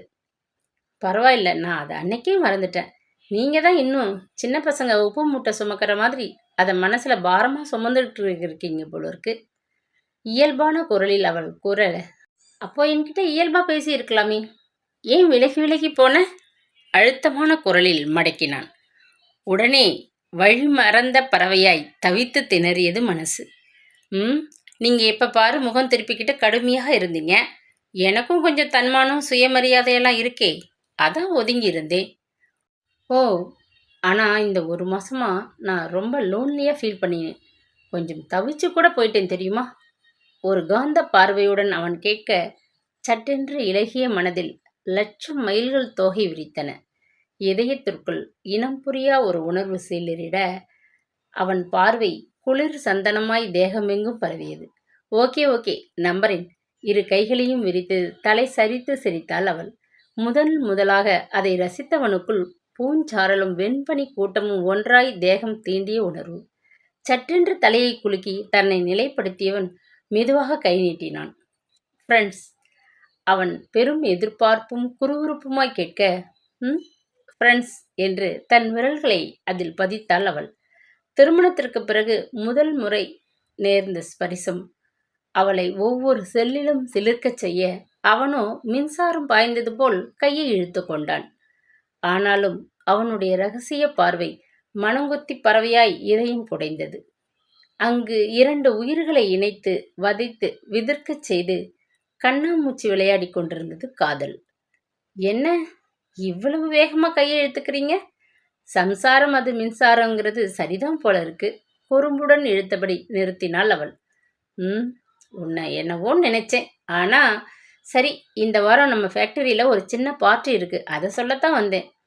ஓஹோ, அதுக்கு முன்னாடி என்னவோ நினைச்சதா சொன்ன ஞாபகம், அது என்னன்னு நான் தெரிஞ்சுக்கலாமா? பணிவது போல் பவுலா காட்டி குனிந்தபடி கேட்டாள். அவளின் ஒவ்வொரு அசைவையும் அழுத்தமாய் விழிகளில் படமெடுத்து இதயத்தில் இறுக்கிக் கொண்டது பார்வை. சட்டென்று தலையை பின்னால் சரித்து சிரித்தான் அவன். எவ்வளவு டென்ஷன் இருந்தாலும் இப்படி சட்டென்று ரிலாக்ஸ் பண்ற மாதிரி உன்னால எப்படித்தான் பேச முடியுதோ? லேசாக சிரித்தபடி கூறியவன் அவள் பார்வையின் தீவிரத்தை உணர்ந்ததும், சரி சரி, உன்னை சரியான வாளுன்னு சொல்ல வந்தேன், போதுமா? ஆனா அதுக்காக அடிச்சிடாதேம்மா, என் உடம்பு தாங்காது. பயப்படுவது போல நடித்தான். ஆகா, ரொம்ப பயந்த மாதிரிதான், கிண்டலாக கூறிவிட்டு சிட் அவுட்டுக்குள் சென்றவளையே ரசனையுடன் தொடர்ந்தன அவன் விழிகள். என்றிலிருந்து நீ என்னை இப்படி சரித்து வீழ்த்த ஆரம்பித்தாய்? விடை புரியாமல் தவித்தது மனது. அந்த வார இறுதியில் ஃபேக்டரியில் நடக்கும் பார்ட்டிக்கு புஷ்பாவுடனும் பரணியுடனும் சென்றிருந்தாள் சதா. அழகிய டிசைனர் சேலையில் ஒரு ஓவிய பாவையாய் அவன் பக்கத்தில் அவள் நிற்க, ஒருவித சுகமான இனிய மௌன நிலையில் இருந்தான் பிருத்வி. முக்கியமான உயர்நிலை ஊழியர்கள் அனைவரும் அவளுடைய ஐடியாவை மனமாற பாராட்ட, அவனுடைய செக்ரட்டரி வனஜா மட்டும் அலட்சியமாக ஒதுங்கியே நின்றிருந்தாள். பார்ட்டி முடியும் நேரத்தில் அவள் அருகில் வந்தவள், உங்களோட நான் கொஞ்சம் தனியா பேசணும் மேடம், மெதுவாக கூறினாள். சிறு யோசனையுடன் உள்ளே இருந்த ட்ரெஸ்ஸிங் ரூமுக்கு அவளுடன் சென்றாள் சதா. அங்கு சென்றதுமே வேகமாக திரும்பியவள், மேடம், நான் சாரை ரொம்ப நாளாகவே லவ் பண்றேன், அவரும் என விரும்புகிறார் என்று கூறியதும் சதா விதிர்த்து நிமிர்ந்தாள். எங்கோ ஒரு ஒற்றை குயில் தீனமாய் கூவ அதன் சிறகுகள் சடசடவென்று முறிந்தாற்போல், ஓ, இவள்தான் பிருத்திவியின் காதலியோ? வேலை வசதியில் குறைந்தவள்னு தன் மாமியாரும் மாமனாரும் இவளையே மருமகளாக ஏற்க மறுத்திருப்பார்களோ? இல்லை, பிரபுவுக்கு முடிப்பதாக இருந்த தன்னை மறுக்க வேண்டாம் என்று பிருத்திவியை வற்புறுத்தியிருப்பார்களோ? குழப்பத்துடன் அவள் தவிக்க, அந்த நொடியை தனக்கு சாதகமாக்கி கொண்டாள் வனஜா. இருவரின் வீட்டிலும் ஒரே வேலைக்காரிதான் வேலை செய்வதால் சில விஷயங்கள் அவளுடைய வம்பு தேடி அலையும் செவிகளுக்கு விருந்தாகி இருந்தன. என்ன மேடம், குழப்பமா இருக்கா? அந்த கால ராஜாவிலிருந்து இந்த கால பண்ணையார் வரை மேல்தட்டு வர்க்கத்தினருக்கு இதெல்லாம் சாதாரணமாச்சே. இப்பவும் அவருக்கு மனைவி நீங்க தான், ஆனா மனசுல நான் தான். அதனால தான் அவரோட லிவிங் டுகெதர் மாதிரி ஒரு வாழ்க்கை வாழ நான் சம்மதிச்சேன். வாழ்ந்துகிட்டும் இருக்கோம். கர்வத்தில் கண்கள் மின்ன கூறினாள். மறுகணமே நோ என்று வீறிட்ட சதாவின் விழிகளில் 2 நெருப்பு கங்குகள். எதிரெதிர் திசையில் பயணித்தாலும் அவனை பற்றி நன்றாக அறிந்திருந்தாள். பொய், அவர் அப்படிப்பட்டவர் கிடையாது. உன்னை விரும்பினார்னு சொன்னப்ப ஒருவேளை உண்மையோன்னு நினைச்சேன். ஆனா வீட்டில் மனைவி இருக்கும் பொழுது ஆஃபீஸில் உன்னோட தகாத உறவு வச்சுக்கிற அளவுக்கு மட்டமான மனிதர் அவர் இல்லை. ஒரு பெண் இப்படி கீழ்த்தரமானவளா இருக்க முடியுமா? சே! வெறுப்புடன் வாசல் புறம் திரும்பியவள் அப்படியே பனிச்சிற்பமாய் உறைந்து நின்று விட்டாள். அங்கு ரௌத்ரம் சுமந்த முகத்துடனும் சிவப்பு வைரமாய் ஜொலித்த விழிகளுடனும் பிருத்வி நின்றிருந்தான். அவனைக் கண்டதுமே வெளுத்த முகத்துடன் வனஜா பதறிப்போக, ஏய், கெட் லாஸ்ட் என்று மிருகமாய் உருமினான் அவன். Sorry sir. ஒற்றை வார்த்தையுடன் நடுங்கியபடி அவள் வெளியே ஓட வேகமாக சதாவின் புறம் திரும்பினான் அவன். பனியில் சிலிர்த்து நடுங்கிய மலராய் நின்றிருந்தாள் அவள். உடலுக்குள்ளிருக்கும் உயிர் சுமையாகாததைப் போல் உள்ளே அவள் நிறைந்திருந்தாள். சற்றென்று கனிந்த முகத்துடன், தேங்க்யூ சதா, தேங்க்யூ ஃபார் டெஸ்டிங் மீ ஆழ்ந்த குரலில் கூறிவிட்டு சட்டென்று திரும்பி வெளியேறினான். அதுவரை அடக்கி நின்றிருந்த மூச்சுக்காற்று வெப்பமாய் காற்றை சிதறடிக்க பெரும் நிம்மதி வந்தது அவளிடம். அவன் பார்வை இன்னும் நேசமாய் உள்ளே ஊடுருவதாய் அந்த வார்த்தைகள் பெரும் இதமாய் இருந்தது. வானிலிருந்து ஒரு தேவதை கூட்டம் கோடி பூக்களை தூவியது போல் இருந்தது. அன்று வீட்டிற்கு செல்லும் பொழுது, உங்க 2 பேருக்கும் ஒரு சின்ன சர்ப்ரைஸ், வீட்டுக்கு வாங்க சொல்றேன் என்றார் பரணி. என்னவென்று யோசித்தபடி அவள் பிருத்திவியிடம் திரும்ப நெரித்த புருவங்களுடன் கருங்கல் பாறையாய் காரை ஓட்டி கொண்டிருந்தான் அவன். என்ன வந்தது இவனுக்கு? திடீரென்று இலவம் பஞ்சாய், பல நேரம் பாறையாய், சிலீரென்று ஒருவித உணர்வு பரவியது அவளுக்குள். வீட்டிற்கு சென்றதும் விமான பயணத்திற்கான 2 டிக்கெட்டை அவளிடம் அளித்தார் புஷ்பா. கல்யாணமாகி 6 மாசம் ஆகுது, நீயும் கேட்கல, பிருத்வியும் உன்னை எங்கேயுமே அழைச்சிட்டு போற மாதிரி இல்லை, வேலை வேலைன்னு சுத்திட்டு இருக்கான் என்றவர் மகனிடம் திரும்பினார். பிருத்வி, உன் அப்பா இங்கே 10 நாள் எல்லா வேலையும் பார்த்துக்கிறேன்னு சொல்லிட்டாரு. நீயும் சதாவும் ஹனிமூன் போறீங்க. அங்கே குழு மணாலியில் கெஸ்ட் ஹவுஸ் எல்லாம் பண்ணியாச்சு, போயிட்டு வாங்க முடிவாக கூறினார். என்னப்பா இது, உங்க வேலையா? சலிப்புடன் அழுத்து கொண்டான் பிருத்வி. ஆனால் மணல் வெளியாய் வறண்டிருந்த மனத்திற்குள் மழை துளியாய் அவள் நினைவு. ஆமாம், இப்படி வேலை வேலைன்னு ஒர்க் ஹாலிக் மாதிரி சுத்திட்டு இருந்தா அப்புறம் எதுக்கு கல்யாணம் மனைவி எல்லாம்? ரிலாக்ஸாக போயிட்டு வாப்பா. வாஞ்சையுடன் முடித்த பரணியின் குரல் அவனை மீட்டது. அவள் தயங்கி விழிக்க கண்ணசைவில் அவளை தன்னுடன் வரும்படி ஏவிவிட்டு அறைக்குள் சென்றான் அவன். பின்தொடர்ந்தவளுக்குள் ஏதோ ஒரு இனம் புரியாத பயம் எழுவதாயிருந்தது. உள்ளே சென்றதும் திரும்பியவன், எனக்கும் இது மாதிரி ஒரு ரிலாக்ஸேஷன் தேவைதான்.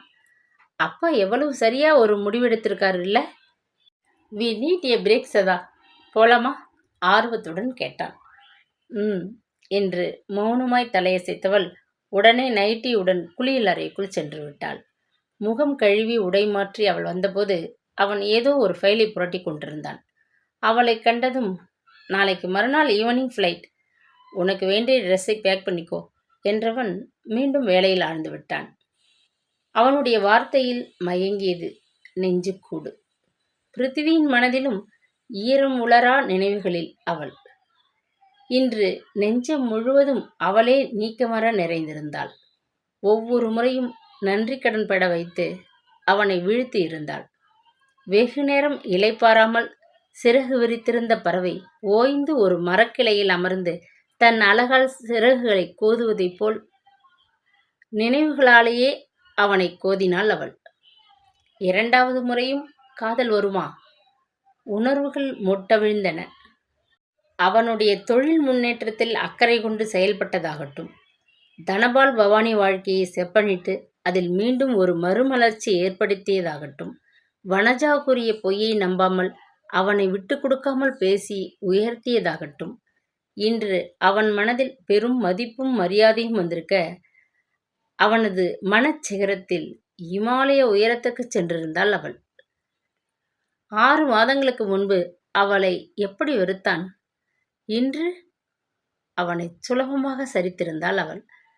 மனதிற்குள் பெரும் குற்ற உணர்வு அடிபட்ட பட்டாம்பூச்சியாய் சிலிர்த்து படபடக்க, ஏனோ இதயத்திற்குள் உயிர் ஓவியமாய் தீட்டப்பட்டிருந்த அம்முவின் நினைவு.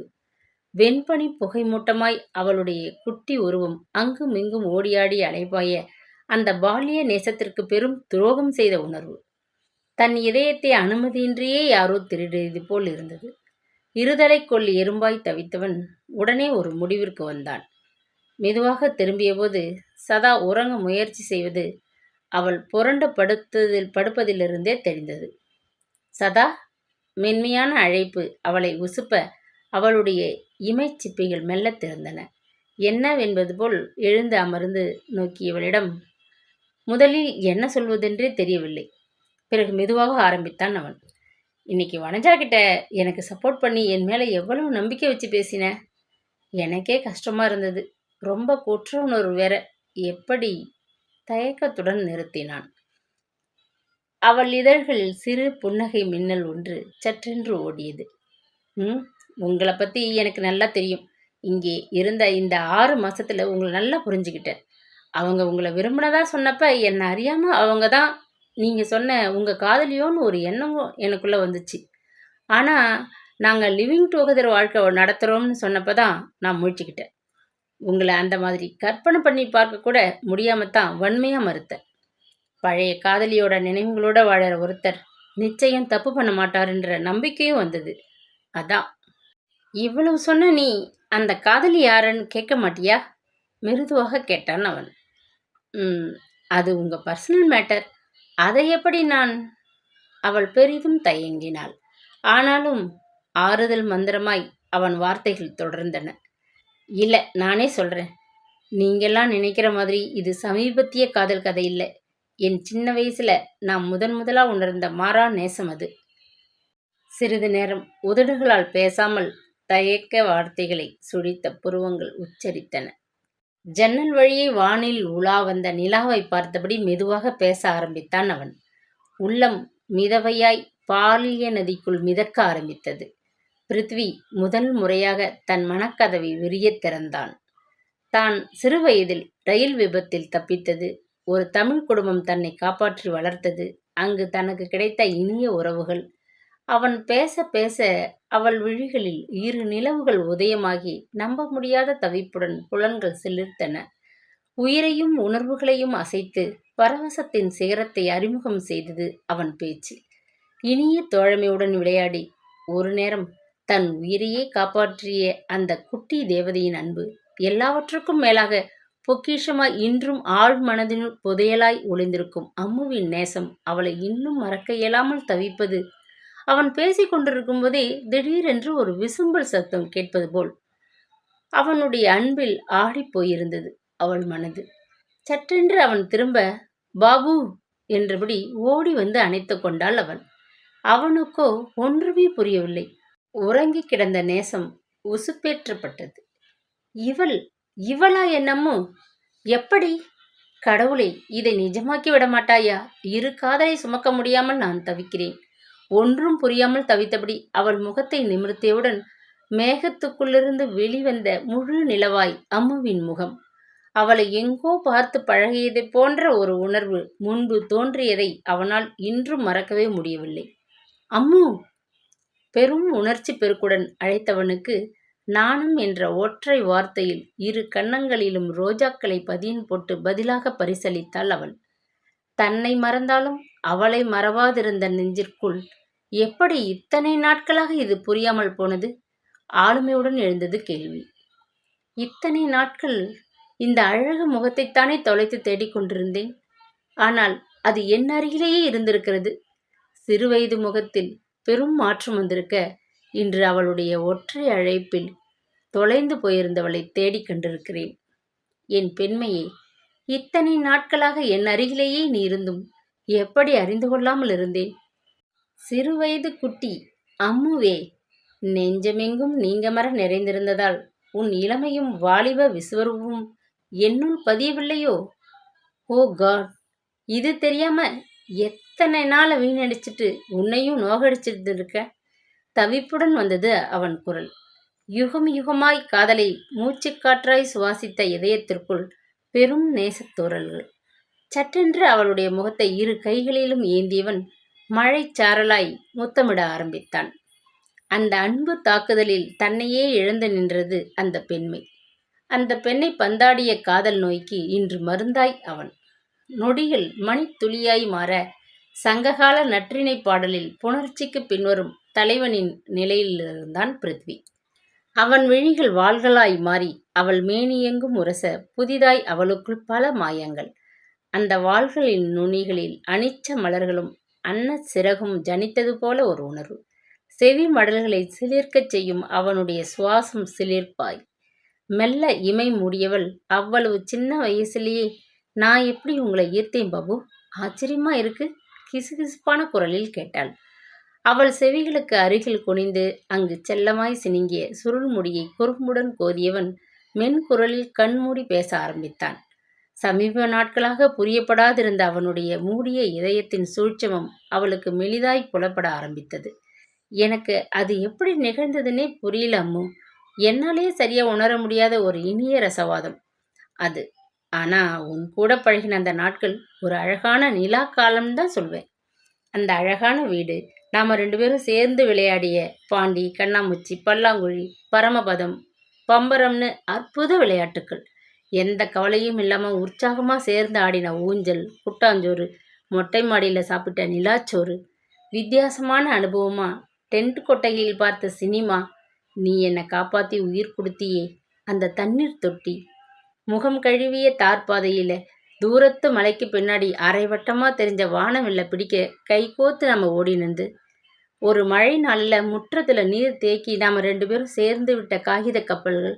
அன்னைக்கு நீ கேட்டியே, இது மாதிரி நிஜ கப்பல்ல என்னை அழைச்சிட்டு போவியா பாபுன்னு.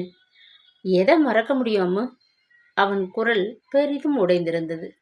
அவன் முடித்ததும் அவளிடமிருந்து பெரும் விம்மல் சப்தம் எழ பதறிப்போனான் அவன். உதடுகளின் புன்னகை உள்ளேயே புதைய இதயமே 2ஆகிவிடும் போல் துடித்தது.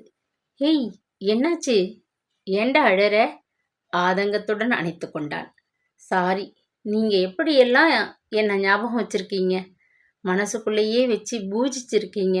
அது புரியாம நீங்க வேற யாரையோ காதலிக்கிறதா நினைச்சு விழிகளில் கண்ணீருடன் விம்மினாள். சே, அழக்கூடாது. அதான் இப்ப ஒருத்தர் நல்லா புரிஞ்சுக்கிட்டுமே. அதுவும் பத்தலன்னா நமக்கு முன்னாடி நீண்ட ஒரு எதிர்காலம் தன் கையில் அழகான பரிசோட காத்துக்கிட்டு இருக்கு. இனிமே வாழ்நாள் முழுக்க எல்லாத்தையும் பகிர்ந்துக்கிட்டு ஒருத்தருக்கு விட்டு கொடுத்து நியாயமான காரணங்களுக்கு அதிகாரம் செலுத்தி தேவையில்லாத பிடிவாதம் பரப்ப அதை அடக்கி பரஸ்பரம் ஒருவர் உணர்வுகளுக்கு மற்றவங்க மதிப்பு கொடுத்து சில நேரம் ஊடல்ல சண்டை போட்டு பல நேரங்களில் மற்றவங்களுக்கும் கேட்கறதுக்கு சுதந்திரம் கொடுத்து சின்ன வயசு அம்மு பாபு மாதிரி கடைசி வரைக்கும் பிரியாம வாழணும் தான் நான் ஆசைப்படுறேன் அம்மு. அன்னைக்கு நீ என்னை தண்ணி தொட்டியிலிருந்து காப்பாத்தினியே, அப்ப நீ கேட்டியே என்னை விட்டுட்டு எங்கேயும் போக மாட்டேன் இல்லைன்னு. அதுக்கு நான் என்ன பதில் சொன்னேன்னு ஞாபகம் இருக்காமோ? ஆர்வத்துடன் கேட்டான் அவன். என்று தலையசைத்தாள் அவள். ப்ளீஸ், அதை நீ இப்ப உன் வாயால சொல்லேன். பரபரப்பும் தவிப்பும் மிகுந்து தெரிந்தன அவன் குரலில். உள்ளே சுகமான நினைவுகள் அலை அலையாய் பரவி இது கனவா நிஜமா வென்ற மாய பரவசம் உள்ளே பரவியது. நான் உன்னை விட்டுட்டு எங்கேயும் போக மாட்டேன். நீயும் என் கூட கடைசி வரைக்கும் இருக்கணும். இருப்பியான்னு கேட்டீங்க இல்ல? பழைய நினைவுகள் பரிசலித்த உற்சாகமும் வெட்கமுமாய் கேட்டாள் அவள். இப்பவும் அதான் கேட்கிறேன். என் கூடவே இருப்பியா அம்மா? இந்த தடவை உன்னை விட்டுட்டு எங்கேயும் போக மாட்டேன். என்னை நம்புடி. அவள் முகத்தை தன் கைகளில் ஏந்தியபடி ஏக்கத்துடன் கேட்டவனுக்கு என்ன பதில் கூறுவதென்று புரியாமல் ஒரு கணம் விழித்தவள் மறுகணமே அந்த விரல்களை பற்றி அழுத்தமாக முத்தமிட்டு தன் பதிலை இனிய ஸ்பரிசத்துடன் தெரிவித்தாள். உடல் முழுவதும் சிலிர்த்த அந்த முரட்டு ஆண்மை மென்மையாய் இலகியது. இப்ப இப்படி சொல்ற, ஆனா என்னை மறந்துட்ட இல்லாம? இறங்கிய குரலில் கேட்டான் அவன். ஒரு மௌன அம்பு மனதில் பாய சற்றென்று நிமிர்ந்தவளின் விழிகளில் வானவில்லின் வர்ண ஜானங்கள் காதலோடு சேர்ந்து இலகிய மனதிற்குள் அதன் வலியும் வேதனையும் சுகமாய் பரவின. நினைவுகள் புகை மண்டலமாக முழுவதும் புலராத விடியல் பொழுதாய் அந்த இனிய இளமை சாம்ராஜ்யத்தில் ஒரு நண்பனாய், தோழனாய், சக கூட்டாளியாய் மட்டுமே அவன் பதிவு செய்யப்பட்டிருந்தது புரிந்தது. ஒப்பனையில்லா நிஜங்களின் முகவரிகள் வார்த்தைகளாய் ஜனித்தன. மறக்கலை பாபு, சத்தியமா மறக்கலை. என்னால உங்களை மறக்கவும் முடியாது. ஆனா என் மனசுல சிறு வயது தோழனா, பால்ய நண்பனா, பொக்கிஷமா உங்க நினைவுகள் இப்பவும் இருக்கு. ஆனா காதல், அது... அவள் தவித்து திணறும் போதே அவன் முகத்தில் கரிய நிழல் ஒன்று படிவதாய், காதல் மட்டும் இல்லைங்கிற, அப்படித்தானே? குற்றம் சாட்டும் பாவனையுடன் கேட்டான் அவன். மனதின் இனிமை குலைக்கப்பட்டதும் நேசச்சரங்கள் அறுபடுவது போல் அவனுக்குள் மெலிதாய் இறங்கிய ஒரு இடியின் தாக்கம். இல்லை பாபு, அப்படி சொல்லலை. நட்பு தோழமைங்கிறது வேற. ஆனா காதல்ங்கிறது என்னை பொறுத்த வரைக்கும் மனசு முதிர்ச்சி அடைந்த அப்புறம்தான் வந்தது. அதுவும் என்ன முதல் முதலா பொண்ணு பார்க்க வந்த உங்க மேலதான். அது என் மனசுக்குள்ள நீங்க ஆழமா பதிஞ்சிருந்த காரணத்தினாலையும் இருக்கலாம். அதான் நீங்க மறுத்தும் நான் சம்மதம் சொன்னேன். வெட்கத்துடன் அவள் முடிக்க, ஓ தேங்க் காட். எவ்வளவு கஷ்டம், மன உளைச்சல், தப்பு செஞ்சிட்டோமோங்கிற தவிப்பு இப்ப எல்லாம் போயிடுச்சு.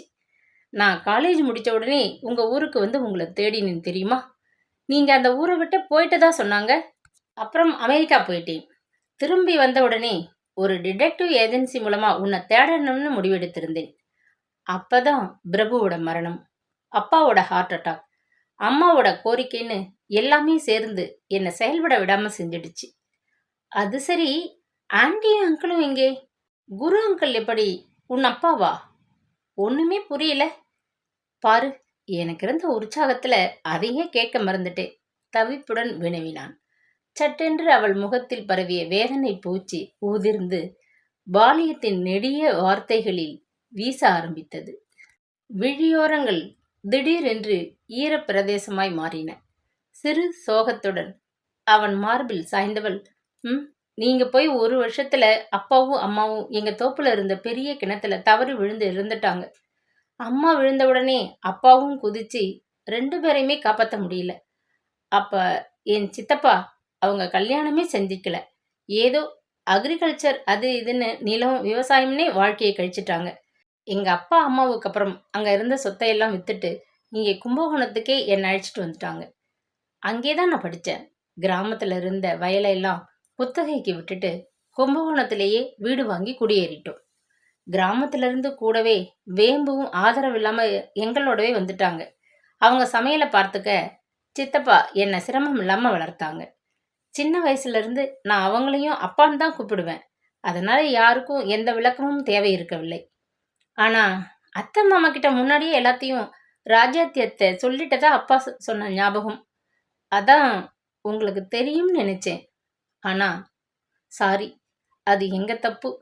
பிரபு அண்ணாவுக்கு என்னை பார்க்க வர முடிவு செஞ்சப்பன்னு நினைக்கிறேன். தர்ம சங்கடத்துடன் முடித்தாள். உடனே அவளை ஆதரவுடன் அணைத்தவன், ரொம்ப கஷ்டமா இருக்கு அம்மு. ஆன்ட்டியும் அங்கிளும் எவ்வளவு அருமையான மனுஷங்க. அற்புதமான ஒரு ஜோடி அவங்க. அங்கிள் மனசறிஞ்சே ஆன்ட்டி நடந்துப்பாங்க. அவங்கள மறக்க என்னாலே முடியலன்றப்போ அந்த சின்ன வயசுல நீ எப்படி தவிச்சிருப்ப கடவுளே. அப்போ உன்னை ஆறுதல் படுத்த உன் கூட நான் இல்லாம போயிட்டேனே. ஆனா நான் குரு அங்கிளுக்கு தான் நன்றி சொல்லணும். இன்னைக்கும் என் மனசுல பசுமையா ஒரு அற்புதமான தம்பதிகளா அவங்க 2 பேரும் நிறைஞ்சிருக்காங்க.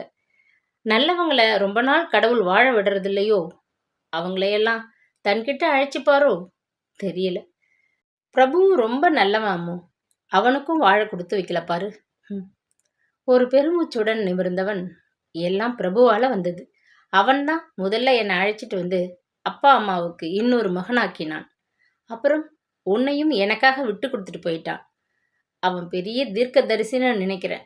நீ எனக்கு மட்டுமே சொந்தமானவன்னு அவனுக்கு முன்னமே தெரிஞ்சிருக்கு பாரு. அம்மா ஒரு நாள் சொன்னாங்களே, பிரபு திரும்பவும் சீக்கிரமே நம்ம வீட்டில் வந்து பிறக்கணும்னு. நிச்சயமா அது நடக்கும் பாரு. அவன் விழிகளில் சில நீர்த்துளி. பெரும் நன்றி பெருக்காய். பிருத்திவிராஜின் கைகளை ஆறுதலுடன் பற்றி அவள் மென்மையாய் அழுத்த அந்த ஸ்பரிசத்தின் இதம் புரிந்து வெகுவாய் தெளிந்தான் அவன். சிறிது நேரம் பெரும் நிசப்தத்தை சுமந்து கழிய திடீரென்று, அம்மு, எனக்கு ஒரு யோசனை தோணுது. நாளைக்கு எடுத்திருக்கிற ஏர் டிக்கெட்டை கேன்சல் செஞ்சுட்டு சிறுமலை கிராமத்துக்கு போய் நம்ம ஹனிமூனை கொண்டாடலாமா? குறுகுறுத்த விழிகளுடன் ஆர்வமாய் வினவினான். உற்சாகத்துடன் தலையசைத்து அவளும் ஒப்புதல் தர மறுகணமே இருவருக்கும் வசந்தங்கள் வாழ்த்து பாடுவது போல் 3 சொர்க்கங்களும் சொந்தமாய் இருவரின் எண்ணங்களிலும் பால்ய நாட்களின் நேசப்பதிவுகள். விழியோரங்கள் கனவில் மிதக்க பெரும் எதிர்பார்ப்புடன் சதாவை ஏந்தி கொண்டான் பிருத்வி. இதயத்திற்குள் நேசத்தூரிகை தீட்டிய ஓவியமாய் அவள். நாளை இந்த 2 அன்றில்களும் இன்பச் சிறகடித்து பல தடை தாண்டி பால்ய கூட்டிற்குள் தம் பாதம் பதிக்கப் போகின்றன. அவன் வாழ்வில் அன்று உயிர்காத்த தெய்வமாய் தேவதையாய் வந்து இதயம் தீட்டிய ஓவியமாய் அவனுள் நிறைந்தவள் இன்று பெண்மையின் சொர்க்கமாகவே மாறியிருந்தாள். அவளுடைய தேக நந்தவனத்தில் அவனுடைய வண்ணத்து பூச்சி விரல்களில் ஊர்வலம். முன்போ அந்த பிருத்திவிராஜ் சன்யோகிதாவை குதிரையில் சிறையெடுக்க, இன்று இவனோ தன் இதயத்தில் சிறை வைத்திருக்கிறான். வெளியே இரவு பறவைகள் அவர்களுடைய உணர்வுகளுக்கு பரிசாய் சுபலாலி பாட